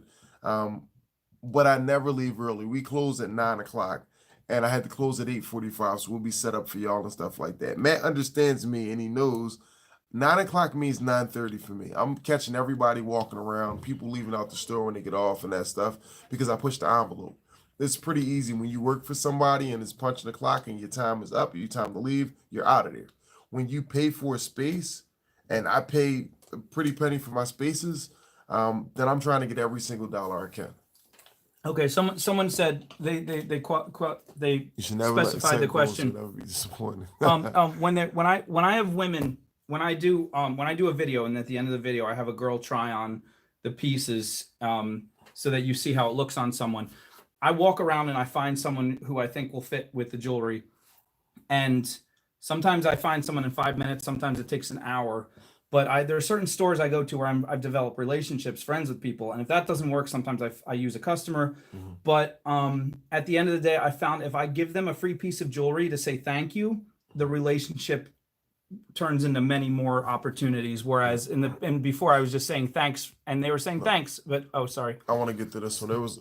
Go on, finish what you were saying. No. So that answers that. All right. So Barbara asks, what do you say when people who come up and finger your products and start saying crap about your prices and quality? Is it they What just happens? want to upset you? It's Sometimes they rare. It's do. very Yeah, rare. it's not. It doesn't happen much like that. I'm pretty snap to it if like I'm really back and forth with a person. So when a person says, "Oh well, this is there," if I go there like that, I'm like, "Cool, go there." Yeah. And then I'm not. Well, Walmart plays. Walmart is this. I mean, you pay Walmart prices, you get Walmart quality, you get whatever that is. My product is this, and then I have when I price my stuff, I'll say, okay, well, this Mary Kay has this, and Lush has this, and Dead Sea has this, and my price is this, and it's the same type or better quality for a less price. I'm like, some stuff you're gonna pay for more, some stuff you're gonna pay for less. And at the end of the day, sometimes they just don't. They can't afford your prices, and that's okay. Not everybody can afford your prices. Not everybody's going to buy it. So don't let it frustrate you. Try and diffuse it as much as possible. Um, I don't go through so much because I'm a very big guy. So I don't get people that just comes through like, oh, do this and do that, and really disrespect me. That's a very, I it's very I was rare. saying this last time. A couple women I heard were telling me, "What do you like?" I've had people scream in my face, and I was like, What? Tell me where they are." Like nobody would scream in Dante's face. Yeah, He's 6'4" almost. He was yeah, and he still has a physique of a boxer. right. So And nobody's ever screamed in my face. And I said to one of these women, I said, nobody's ever screamed in my face.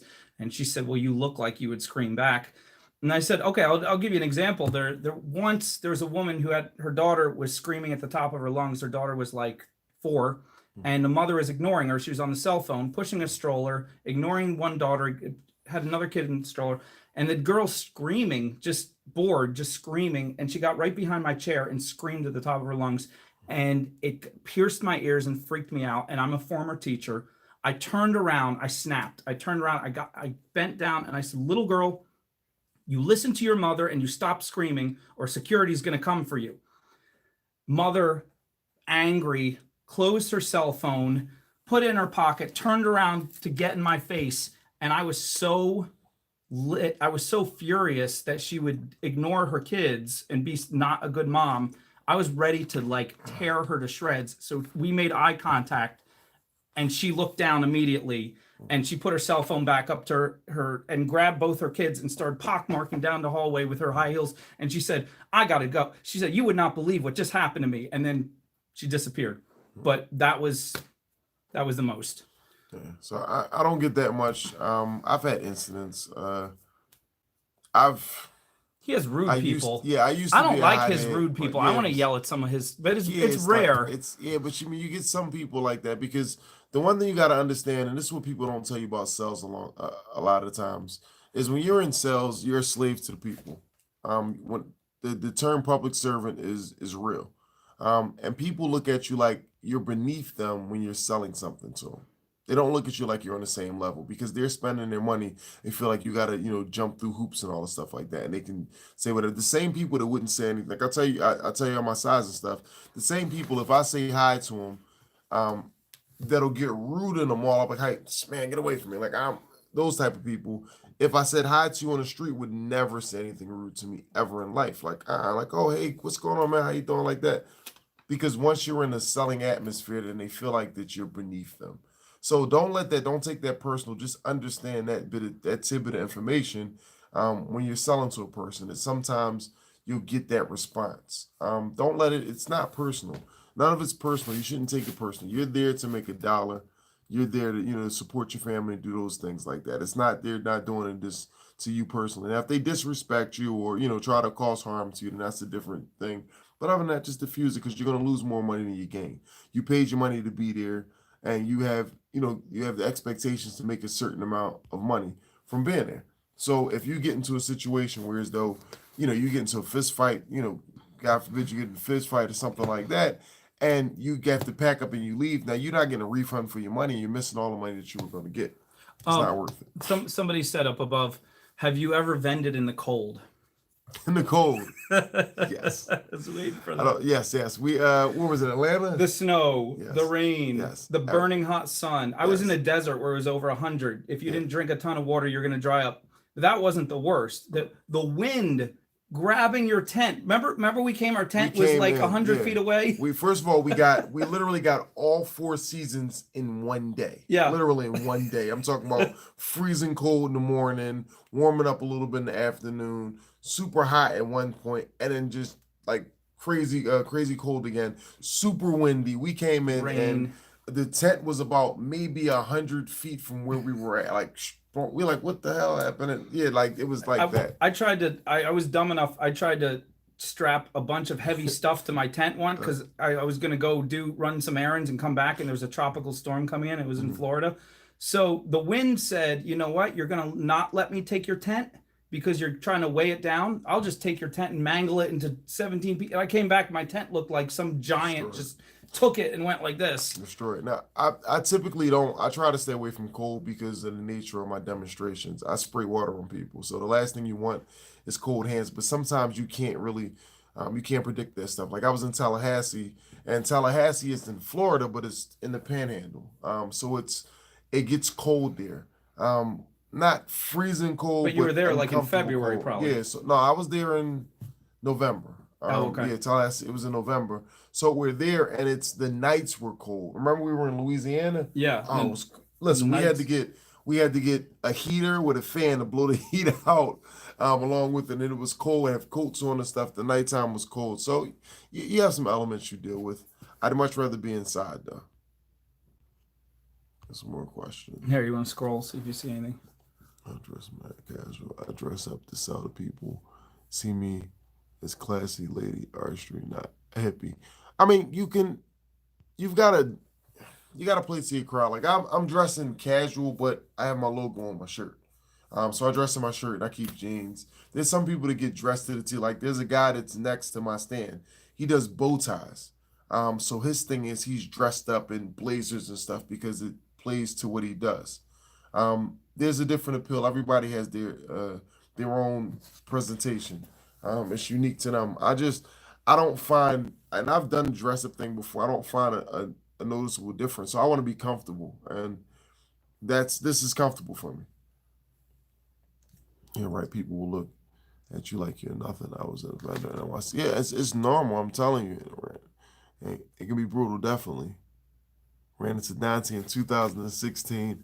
He massaged my wrist, selling me the products. I never forgot it. LOL. You got a fan. You got a fan. Where are you from, Kay? Where you from, Kay? Where do we meet at? I think you address for the what you say? To move it like that. Okay. Address to your locale. Yeah, this is true. Outdoor shows are like Russian roulette. Oh yeah. Oh yeah, definitely. You gotta, when you think of a long outdoor show, if you think 10 days, 11 days, something that's not even long, that's like normal. You always gotta factor in about 1 or 2 rain days. Factor that into your numbers. If it doesn't happen, great, that's cool. You get extra money, but factor into days that you're gonna rain out. We were in Louisiana, we rained out. It was a day and a half, I think we rained out, and that was an okay show. I was in one of my best shows ever. It was 18 days. 10 of the days were rain, and I still made a ton of money. But I probably lost about 7,000 because of all those rain days. We losing people all over it. We met somewhere in PA. A mall I was passing through. Well, I've been in a bunch of malls in PA. But that's dope though. 2016. Someone asked, "Do you have a sales basket?" No, but I reduce prices. I have a lot of range. I have a lot of. I try to have some $5, definitely some $10, and then a lot of my best range is 10 to 20. Around this time of year, I do sales baskets. Like remember Laura? You do? Yeah, Laura used to do them for me when I was in Colonial Park, and I'm grabbing some off of Amazon. To put something together, just because there you go. That's something I hadn't even thought of. Because in the Christmas season, people come through, especially the last 10 or last 5 days. They're just looking for a gift desperately. See, I'm going to use this now. This is helping me. Yeah, they want something to get. So if you're guys, being a guy, the last thing I want to do is put together this and put together that. If that looks good, I'm buying that. Give me that basket of stuff. What does it do? Cool. Now this is my gift. So you make it a lot easier. You can sell it for the regular price you would have sold it for, but if you dress it up a little bit, you can factor the price into that. So let's say you might pay an extra $2 to make it look nice, and you factor that into your price. That's that. Yeah, I take custom orders. It's a little different for Dante, but I'm sure he would do a custom combination of stuff. See you, Heather. Have a good one. No product lends itself better to a Oh, by the person. way, Heather That's is what I got. Heather has her own channel. She's like pretty awesome. Okay, let's do it. I gotta like I said, I'm gonna follow some stuff on here too. I'll go back and look at it.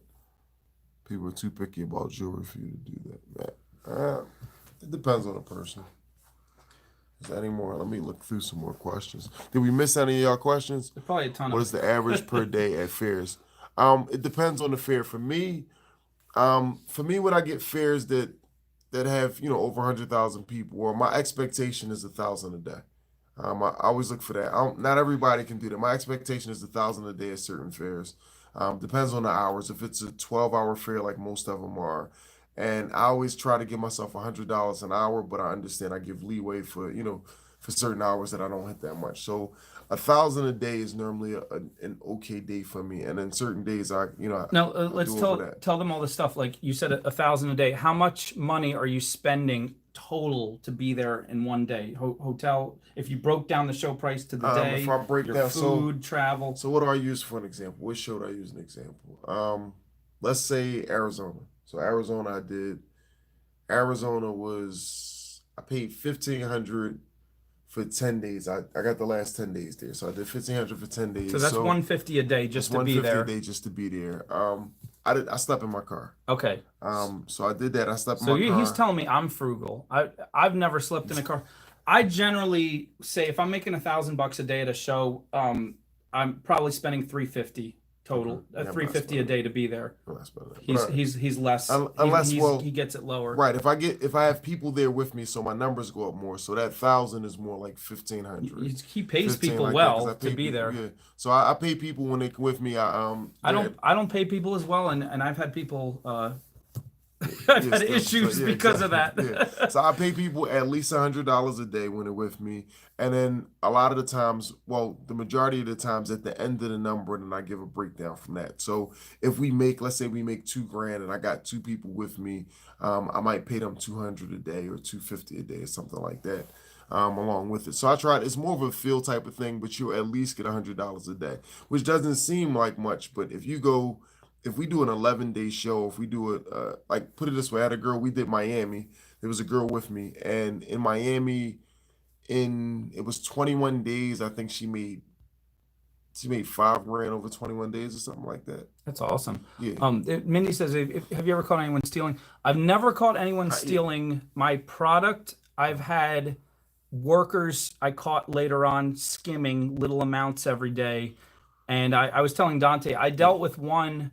She wasn't very good at math, so I dealt with it by taking it out of her pay and then some because I didn't know how much it was exactly. So I took about 4 times more out of her pay, and that was better because if I tried to confront her, her emotion like she was not the. It would just been a big denial and a big screaming match, and and unless I sent her on a bus, I had to live with her until the show was over. Me personally, I've never caught anyone, but I've thought people were stealing, and I try to just make it, I'm gonna count this, I'm gonna count that, just to give indication because I act differently about people stealing and stuff. So the last thing I want to do is catch somebody, and the last thing they want me to do is to catch them. Yes, I do craft shows in a ton of different states. Yeah, I'm everywhere. yeah. I started my first few years. I did the tri-state area from Philadelphia, New Jersey, Delaware, Pennsylvania, pretty much. And then now there's no limit. Like once I got going with Uh, Dante, we the whole country. We'd um, probably do other countries if we could. yeah, I'm trying to get into other country. I want to go to Belize. Um, Candy's choice. Candy. No one asked, but we kind of covered it from the beginning. I've always been assertive. It's always been that way. I've always been a go-getter. I've never been one to sit on my behind. So when I got into this, it was no different. As for sales pitch, I never had really a sales pitch. What I would do is, I would talk to so many people, and I would say the same stuff. So I got to explain the same things. And then so I didn't sound robotic, I would throw in different jokes and stuff. So it's almost like I'm writing a comedy sketch and I'm performing in different cities. They get in the same comedy sketch, but it's a different audience. So it seems like it's new every time and you get laughs out of it. So that's Dante, it. are you looking for another partner? Um, who's that? This right there, so sweet. Partner is different. I'm not looking for a Or partner, I but I'm think looking she's for. asking, are you looking for someone to come Yeah, along and I'm help it? always looking for help. Yes, I'm definitely looking Okay, for help. so you have here's his info again. This is the top is his website. The second is his Instagram. She could probably message you on Yeah, just Instagram, message right? me on. You got There you message me go. on Instagram or the website. Let's do real quick, Dante. Um, pretend if you don't mind doing this. Pretend you're at your stand. Okay. I'll be a customer. All right. This is what he did. We're gonna try to make this, even though it's artificial. We didn't practice. All Okay, right. so I'm just walking by. Hey, what's going on, man? How you doing today? Oh, hey, how you All doing? right. Hey, if it's not too much to ask for you, can I get a brief moment of your time? I I don't, I, I I don't, gotta I don't, go. I don't need much. It I'm won't I'm take I long at all. No, I just want you to try my product line. I understand. I can tell you have kiosk phobia. I can tell. I'm trying to help you with that. I just want you to come over and try it out. How are your hands normally? Are they rough? Are they smooth? Are they soft? I'm I don't know. That I really got to get going. That's cool. I mean, if you have to go, then you have to go. I want you to stop for a little bit. It won't take much of your time. Maybe 2 minutes out of your life, if that's not too much to ask for. All right. What were you saying? Something All right. about? How are your hands? Are they rough? Are they smooth? Are they soft? I don't know. With they in the winter they get kind of chapped a little Kind of bit. chapped a little bit like that. I tell everybody in wintertime, people's hands are as dry as a Joe Biden speech. I got you. I'm gonna make you better. Don't worry about it. I got you. Can I see your hands, please? Let me see. All right. Okay. So I'm taking a little bit of that. All right. So this right here is a body scrub. It takes all the dirt and dead skin off you. Gets you really, really smooth, soft, and moisturized. Just rub them together like you washed them. Okay. Yep, we talking in between your fingers. Okay. Back your hands, chicka, chicka, chicka, chicka, chicka, like your DJ and be like, go TJ. That's my DJ. Go DJ. All right. Now I'm starting to spray the water on his hands because I'm getting the dirt out of it. Now it's going to start to dissolve like my youth. We're going to be older, we're longer, we're going to be younger. Go ahead. Smoother than a pickup line in tax season. They get smooth at that time. We talking softer than that catch me outside, girl. If you actually catch outside, catch me outside. How about that? And more moisturized than the Jerry curl. Hashtag bring the Jerry curl back. That's what we need. All right. He's throwing all the lines out there. Go. I don't think he uses all these on one person. I But use who some knows? lines. I put them out there. I got more lines than a college frat party. You'll catch that later. Don't worry. But all right. All right. Take your dry hands off me, please. Okay. You give me a paper towel. Thank you. All right. You dried it up. How do they feel? I actually feel pretty soft. Pretty soft, right? That's weird. Yeah, I like that you said. I was not expecting right. that. I like that you said actually, because actually means I didn't think much of this, and I like it. Yeah, I was That's just cool. humoring you because I didn't want to. That's what they're thinking. They might not say that. Yeah, exactly. So it's the body scrub. Like I said, it takes all the dirt and dead skin off. You get you smooth and soft. If you look in the bowl, you'll see all the dirt. And here's the crazy thing. In the bowl is the water that dripped down after you're rubbing your hands, and that bowl has dirty water in it. Yeah. And he also usually asked, "Did you wash your hands today?" And they said, "Yeah, I washed my hands just now. I came from the bathroom." And yet here's all this dirty water in the bowl. Right. It's like pure evidence that this product is doing something they didn't understand. Right. And then with products, you want to have instant gratification. That's what people like. They like instant gratification, but it should work. He's not ashy, he's chunky. But then he adds this moisturizing right cream. there. So yeah, take a tiny dab of that right there. Take and rub that in. Yeah, that's literally all you need. That's called summer butter. Now, summer butter is basically a lighter version of a body butter. Body butter is too often a really heavy, thick, rich wintertime stuff. Not summer butter. Summer butter does everything a body butter does protection-wise, but it's light. So it's ideal for the summertime. Hence the name summer butter. Hey, all right. So I also have something that's called two-play. When it's guys, I don't massage the guys. Call me old school, whatever. But if it's females, then I massage the females. And I always tell them, if they're pretty, I tell them they're pretty. If they're not, I tell them they're lovely, that type of stuff. I never tell them they're ugly. I don't do that at all because, everybody's pretty to somebody. And I always try to tell them. That's a massage oil. Yeah, and I tell them, like, listen, you can't fall in love with me when I do this. That's my only rule to it because I've had some stalkers before, put it that way. So I rub it on their neck and I explain to them about the product and stuff. So it's like I said, you guys are a trip. I have driving hours. Okay, yeah, come see us, believe me. I'm gonna rate the IG again better because Yeah. this pen was terrible. So it's just that. So it's repetition. And when you talk to so many different people, you have certain lines that work. I have a bunch of different lines. I have a bunch of different things that I can say to people. And you also got to know your crowd. Some crowds are different. Like if I do the rib cook-off or I do street vibrations in Reno, then that's an adult crowd. That's a biker crowd. Those are people that are coming to have fun. That's what they're coming for. They got some drinks in them. You can get some flirtatious ladies. You can get a lot of that stuff. That's normal. That's going to happen, right? Read that. They say, hold up. it puts the lotion in the basket or it gets the hose again. Let me know You if don't know what that's from. no. There's a lot of That's weird. from a horror. It's from a horror movie. Oh yeah, Yeah. his lotion gonna get the hose. He has this girl trapped in a well and he wants her to moisturize because he's gonna kill her. Oh, you talking this? That's Silence of the Lamb. Okay, yeah, I do remember that. All right, yeah, that's hilarious. God, thanks. Puts me lotion on the skin. Or else he gets the hose again. Yeah, that's He's gonna hilarious. use that tomorrow, I Yeah, guarantee. I might use He's that. I gonna might have use that. somebody Like, like he's okay, and then he's put just the, gonna go in the corner put and the punch lotion the on the lotion skin. and The skin, yeah, exactly. Get the hose again. Like what?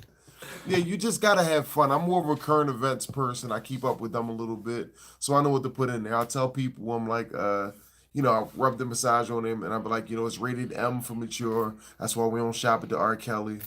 We call it the Get Out the Doghouse free card. It makes your tattoos pop like stripper lip gloss, like that type of stuff. Like I got a bunch of them. How do you handle female that is overly flirty? he said, "Stop that, ma'am, young lady." It's you just respond to every He situation is calls different. security. Yeah, I This get that. woman Yeah, is being flirty. being flirty like that. There's a line people take, and it's most people are really good. I've had ladies. Listen. I've had cougars. I've had bobcats. Like bobcats are the worst sometimes. And one tell me that she was gonna take her teeth out on me. She's like, I'm gonna take my teeth out, Oh make you gosh. love me in three. I was like, whoa. So you get some people that they step Thank you, past it Lavin. sometimes. Oh, What'd you say? no, someone's just helping you out there. Keep repeating your Instagram. Um,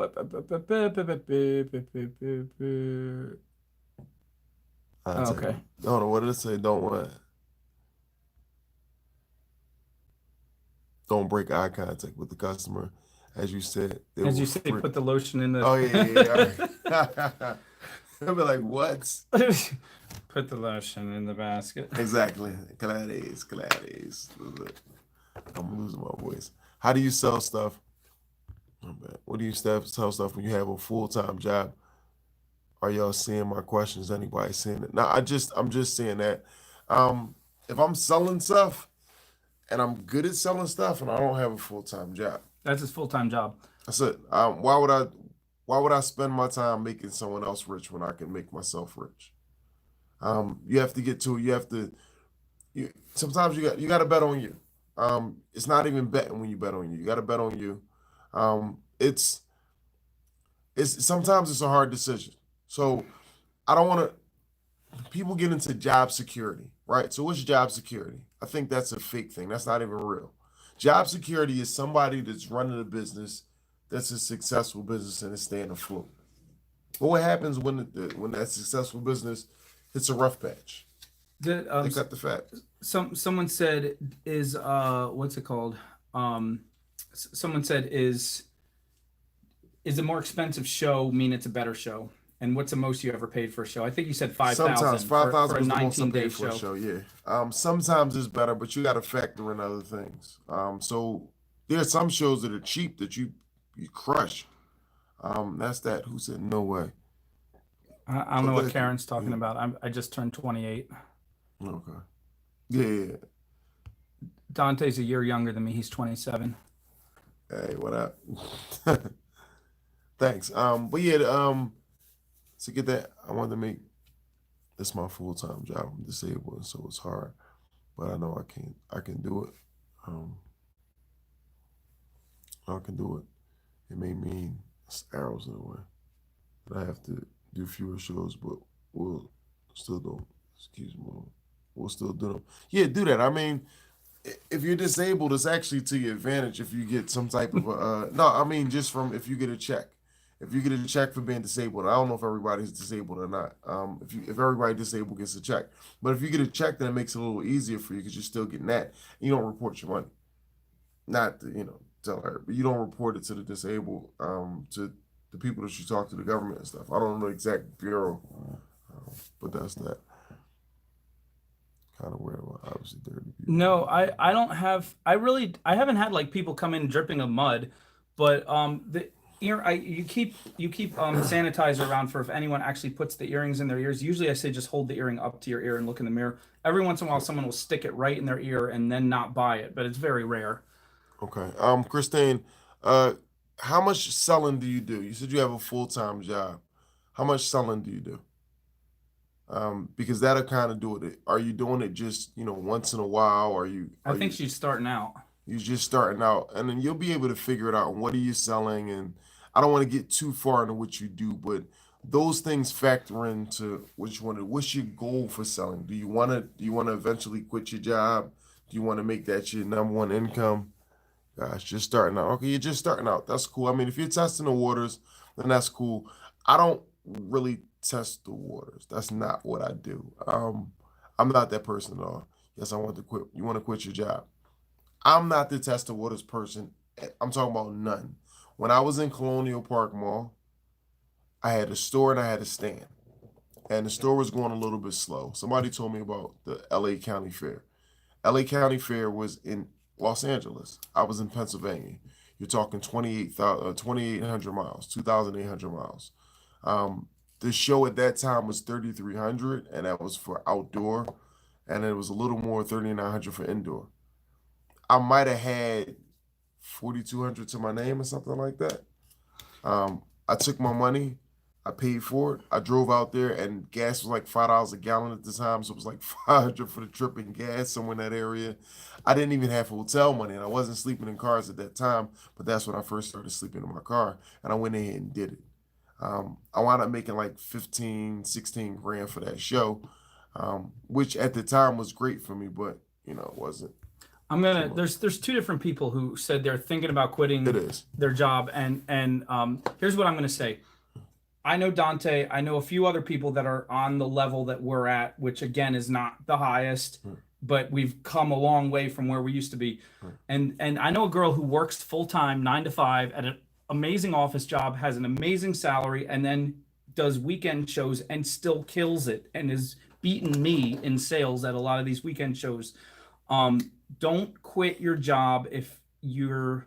I would say do some weekend shows first and see how good you are at it. If you feel like you, based on that you can quit your job and you can dive into this, I do it. but don't if you haven't tried it yet, Right, like, that's what I'm saying. Like I'm experienced in the sales, and this was even after I had a store and I had a stand and I went ahead and done that. I was experienced. I'm not the person that tiptoes into anything. I just go full If you're fledged. doing good at your current job but you just don't like it and you think that you'd be better, like Dante, correct me if I'm wrong, he didn't he couldn't do he tried normal jobs. It wasn't that he wanted to do this, for he tried Right. normal jobs, and normal jobs didn't work for him I because. just no. I mean, I've done a couple normal jobs. I just the upside wasn't enough for me. I remember I worked at Old Navy at King of Prussia, and I didn't like folding clothes, so I had to get people to sign up for Old Navy accounts. I got really good at that. I led the country in that, which was okay, but it wasn't enough of an upside for me. Um, and I think the last job I had besides that, I used to work at Mr. Hooks. It was like I was delivering food, and that wasn't a good thing for me. So I just got into selling. Selling's always been my best thing. Yeah, it's the Wild West. If you're a comfortable person who likes to follow rules and have those rules result in you being paid, don't quit your job. If you're Wild West crazy and you want to take really crazy risks to potentially get huge rewards, and you've done it before and you've fallen completely on your face and get right back up, then it might be more for you. So there's no definition of the American dream. Uh, Somewhat doing what you want. That's the American dream. Doing what you want and getting paid for it. That's the American dream.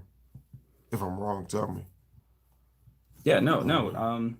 don't waste time doing what you don't absolutely want to do. That's true. This is my post-retirement gig. Retired at 58. That's made from teaching and now selling my jewelry. That's cool. That's the way to do it. I always think about when I get to that age, which I'm not that far from. Um, I Selling don't on know the what I beach want to. is I don't think me awesome. sitting down yet. On the beach is cool. Actually, next time I go out to LA, I think I'm gonna sell on Venice Beach. I always go out there. I see people selling out there. And then Yeah. let me say this again, and this is not to discourage anybody. Everywhere Dante and I go, especially the little shows, the weekend craft sales, 99% of the people on the left, the right of us, in front of us, are not making their living doing that. Right. Actually, 80% of them are going to fizzle out after a few shows, and they're going to do terrible, and they're not even going to make their booth fare back, and they're going to be angry or disgusted and just give it up. 1% of all the people who try it, 1% are wildly successful, and maybe 5% are getting by. You can be in the 5%, you can be in the 1%. It's all your choice. But you, it's painful. Like these fighting the weather, setting up stuff, working 15-hour days, it's painful. Just like working out at the gym is painful. It's like he's a boxer, so he's used to pain. If you're willing to put in the pain and you're not afraid and you're willing to fight through layers and layers of like all kinds of discouraging hang-ups and junk and just keep knocking them out, then you can do this. You don't have to do this. You can do anything. You could be if you want to be a business owner, you got to be a fighter. And the easiest way to put it is it's not easy. It's not easy at all. But if you want it, you can do it. We missing. Yeah, I don't know. Sorry, guys, we're missing questions. Dante's gonna take over the scroll. I'm just gonna look good here. Just do my photo. Shoot. You have a lot of inventory when you do this. Well, no, I make my inventory, so I can when I want to. Basically, stay alive. Fortunately, I'm trying to. It's a struggle. All right, they're talking back and forth with each other over there. Yeah, they're having their own conversations because we're not reading their questions. Exactly, yeah. We're terrible hosts. Someone say they hate the American dream. They miss life on the beach. Well, life on the beach was their American dream. There's no one to define it for. Yeah, because everybody's different. Not everybody I get bored the on the same beach. way. I can relax on the beach for half an hour and then I'm bored out of my mind. Yes, oh yeah. Barbara, I did create that. My bad, Barbara. I'm trying to get that. Right, now, if the beach includes swimming in the ocean, started sunning on the beach. That's different. In Hawaii in the late 70s and 80s. That sounds great. I'm gonna give y'all I'm gonna tell you some books to read. Rich Dad Poor Dad is a must. If you're looking into it, this is something that it puts a lot of things into context. It puts even the value of education, college, all these things. It put a lot of that into context. Where I think everybody should have this. That's one thing. Another book that I swear about and I love is it's Rich Dad Poor Dad. It's what's it called? The Richest Man in Babylon. Awesome book. I'm talking about awesome book. This book is about Babylon, which we know is one of the richest nations ever, and how they became that way. I'm talking about it's awesome. It's an awesome thing. So these are the two books right there. I'm gonna give Matt some more books to tell y'all, and I'll probably come back on the podcast whenever he has me back. And I have some more books for y'all. But those books, even if you can't read the book, you have to get these books. Listen to it. Just if you can go onto to YouTube and look them up, you can listen to them on YouTube. And I would say if you want to be a business owner of any type, there's some really awesome YouTube personalities. I'd say the best is Gary V. Dante put me on to Gary V. That's my guy. Like, I honestly say like I can't put anyone higher. I mean, yeah. The difference with Gary is he's someone who's in the business. Like he's not one of those guys like Tony Rollins or whatever his name. Tony Robbins is big. Yeah, but he's a guy that he motivationally speaks. Gary is a guy that's actually doing it. Right. Tony's entire job is to motivationally speak. Right. Gary's job is to make money, and then he talks about that on the side. Gary's family came over in complete poverty from the former Soviet Union, and his dad started a little teeny tiny wine business. He built his dad's wine business in a $60 million business, walked away, quit, started his own business, built that business into a $120 million business, all before he turned 40. And he just keeps doing stuff like that. But he's the one who's going to tell you the truth. Like 16-hour days, Yeah. like fighting through fighting through insanity. You know, you got to be tough. And Another book is The Strangest Secret by Earl Nightingale. The Strangest Strangest. I haven't heard that one. Secret. Yep, Secret. Secret. And a lot of them tell you a lot What's of the the last same name things. of the author? Earl Nightingale. Nightingale. And there'll be some other books, like when you look them up, you'll see different suggestions of books and looking at those. You want to actually take note from people that have been there. So these are people that, you know, all of the successful people and stuff that have been there and done it. There's a set way to do it. There's a set way, not a set route to do it, but there's a set way and things that people do. So there's certain things you want to do, like saving 10% of your wealth. That's major. Putting away 10% of whatever you make, right? Putting away 1/10. Just put that away, sit it up, and focus on 9/10 of what you do. That's a big deal, like a major thing to do. So we got we're gonna stop at 2 hours. I didn't think Dante. I thought Dante was just gonna stay for the hour. That's all I was asking. I was actually, if he stayed for half an hour, I would have been happy. So he's here for the whole 2 hours. So I just want to, everybody, please just, you know, I know you've been saying it, but thank you. Really appreciate him taking the time out. He has 6 kids. He drives 40 minutes up and back, and right now our days are 11-hour days, and they're getting a bit longer as they extend the mall hours. So on top of his 40-minute drive back and forth, his 11-hour day, his 6 kids, he's given you guys 2 full hours of his time. So but he enjoys it. He loves this, and tell him again he needs to write that book. I think a book's going to help a lot of people, especially a lot of poor kids, a lot of kids in the inner city. They honestly, they're good kids who just want to get ahead, and all they know is doing it the illegal way. Right. That's all they see. The only people getting ahead in their world are doing it illegally. Right. That's all they know. And here's somebody who's been on both sides. Yep, who does that? So I don't think both worlds understand each other. I think there's a disconnect between both worlds. So yeah, and there's hostility because, but you know, you don't understand it. The inner city kids are like oh, these rich people, they're just rich because they're keeping us down, and the rich people are like, oh, these poor kids just stay poor because they don't want to follow the law. Well, let's ask, what do you think about offering a raffle? Anything, try anything once. Yeah, I mean, a lot of things don't work. Like I've tried tons of stuff, it fell on its face. I've never had a Valentine's Day boost my sales. I barely had Halloween boost my sales. I still try sometimes, you know. Let's try it out. Throw it against the wall, see if it sticks. It goes that way. But yeah, there's a disconnect between the two cultures. And we don't and me being able to, I've lived both places now. Like I live places where my neighbors look at me like, what are you doing here? Like that type of stuff, but I'm there. But there's a disconnect in both because we don't understand each other. A kid has never had to deal with, walking outside the door and seeing people selling drugs and people robbing and stealing and stuff. Don't understand the kid who's saying that they've got to do it because they got to do it. They don't got to do it because the parents did it for them. So it's like, I don't got to do that. Like, what's living without heat? What's doing that? Like, and then I've lived in situations where I've had no heat for years, literally for like 12 years, the first 12, 13 years of my life.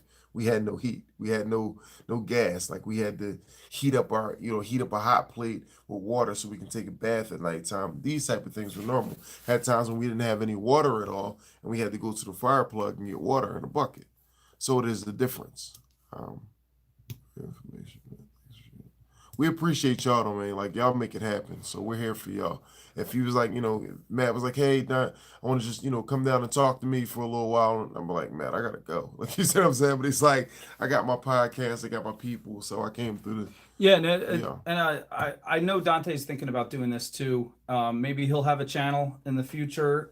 He's messed around. Like I said, he did stand up. Stand up is scary if you've never done it before and you're getting up there and Dante is what I said. Dante, weren't you a little bit scared the first couple times? He said when you get up in the ring and you're facing some guy trying to destroy you and they knock you out on live television. I got knocked out on Comcast. Tens of thousands of people? Yeah, it was a bunch of people. So yeah. Then getting up on stage and telling some jokes and not having people laugh is not whatever. Yeah, that's that. So it's why be scared of something? Like being scared of something helps nothing at all. You know you can do it if you do it. If you do it and you can't do it, and you know you can't do it. Cool. It's life. That YOLO statement is good in some situations. Thank y'all. We appreciate y'all a bunch, man. We got a couple more minutes, so if y'all got any more questions, go ahead and ask Yeah, them. 5 minutes. Throw out your last questions. Thanks. I appreciate the hopes for good luck. So I'm not a believer in luck though. I believe you go out and make your own luck basically. So there's some, you have some assistance and everything. I believe in higher power definitely, but I believe you go out and make your own luck. Yeah, that's true. Your fears almost never happen. Your fears are big fat liars. Yeah. They make you miserable for no reason at all. Yep. We all fear something, and I got a fear of like tarantulas and stuff like that. Even though tarantulas don't even kill you, they paralyze you, and untreated it does that. But arachnophobia, I never understood it. Spiders don't bother me.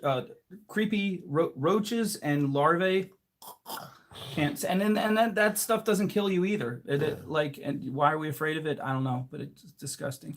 Going into business with family. I tell people to stay away from it. Yeah, stay away from it. I do like a wife or a husband is different because you chose that person to be your partner anyway for specific reasons. But family is really, although I've seen some mother and daughter teams do it. There's something about a mother and daughter team, because you're looking at the mother daughter or the son father, those type of things. The kid is already inheriting this anyway, so they understand that they're getting passed down the reins. Okay, so they already have that respect. Yeah, so they have the respect for the authority. Right. When you have brother sister, brother sister sister, that's harder. I say no. It's harder because you got to look at it. It's no matter what they do, if they do something wrong, they want to get in your shoes. So if you're there, if you're not completely even with them, or if they're working for you, if you just involve them at a certain capacity, then they feel like they should be you. And it's not, they haven't done anything to earn where you're at. There's a verse that says that brothers were made for enmity, meaning like brothers were made to be a little bit battling each other because it kind of is good for them. It kind of sharpens both, but that's a hard thing when you already have the stress of a show.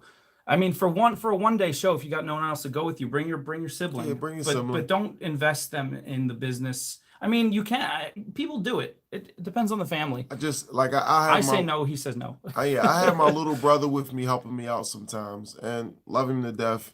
And he's a younger guy. At the time, he was nice looking kid, all the stuff like that. He was in the wrestling girls. So it was like, all right, what the girls that I'm gonna do what you need me to do. I'll do that, and you can depend on me to a certain extent. But his goals were different. Like he wasn't there really to make the money. I paid him, but he didn't need it for anything. So it was different. My older brother would probably never bring to a show with me, not because of anything me and him go through personally, but his personality doesn't match with what I do. So and my business is first and foremost. I worked a long time to get it to where it's at, and one bad situation can mess it up. So you got to think about it. But I saw Dante bring his second oldest son, or was he your oldest? That was my second oldest. His second oldest when he was about 13, when the kid was... He was about 11 or 12. 11 or 12. He brought him, and this kid was running sales, running credit cards, cutest little kid. He was doing amazing, and he was having a great time. He was on summer vacation, and that's because he's me. He's a little baby Dante. He's me. Like that's the only son I can say that's me. My oldest one looks exactly like me. He's just not as tall. This one looks like me but acts like me. Like his personality is a match. And he's bilingual and he's super smart, handsome little dude. He's the most popular kid in the school and great with sports and all that. So he's me. So he did it. And to him it was like it was easy talking, but now he's cool and he's pubescent and now he won't do it. Now it's like, all right, I'm too cool to do it. There's a lot of people saying it does work with family, and I've seen it work. Here's what I'm going to say. If you and your family have rub each other a tiniest bit the wrong way, it's going to become amplified when you try to go on the road together. Yeah. That's all I'm going to say. So just keep that in mind. Whenever you go on the road with anybody, we're going to end pretty soon with this. Just make sure it's somebody that you can deal with. It's somebody that you can, because you're going to be around each other a long time. And so you want to have stress. somebody, yeah, it's so on good days and bad days, you have, because if it's somebody that you don't think you can deal with or be around with that long, then it's not going to turn out well. Okay, guys, we have a minute left. We just want to say again, thank you. Thank you. You guys are awesome. Thank you to the people who didn't get to see this live, who are going to watch it later. Appreciate You y'all. could still put comments underneath it, even though we won't see them live. I'll get to read them later. And any comments you put for Dante, I'll send them to him. Thanks. And yeah, just this dude is awesome. And thank you so much for coming on. No, I appreciate you having me. I appreciate y'all. It's my first time actually talking to y'all. I know he's posted some videos and stuff. We appreciate y'all, and I just tell everybody, strive and keep going. Whatever it is that you want to do, go ahead and do it. Don't let anybody tell you you can't do it. You prove to yourself you can or can't do it, and that's that. And life is all about mistakes, and life is about how you respond to mistakes. Fail forward. Fail forward. Failure is not a step back. It's just stumbling forward instead of how you thought, but you're still moving forward. As long as you're not the guy sitting on the couch, you're winning. All done. All right. All right. Thanks so Appreciate much. y'all. That was awesome. Appreciate it. Yeah. Show love. Show love. All right, Yeah. Yeah. Now I got to remember how to turn it off. That's work.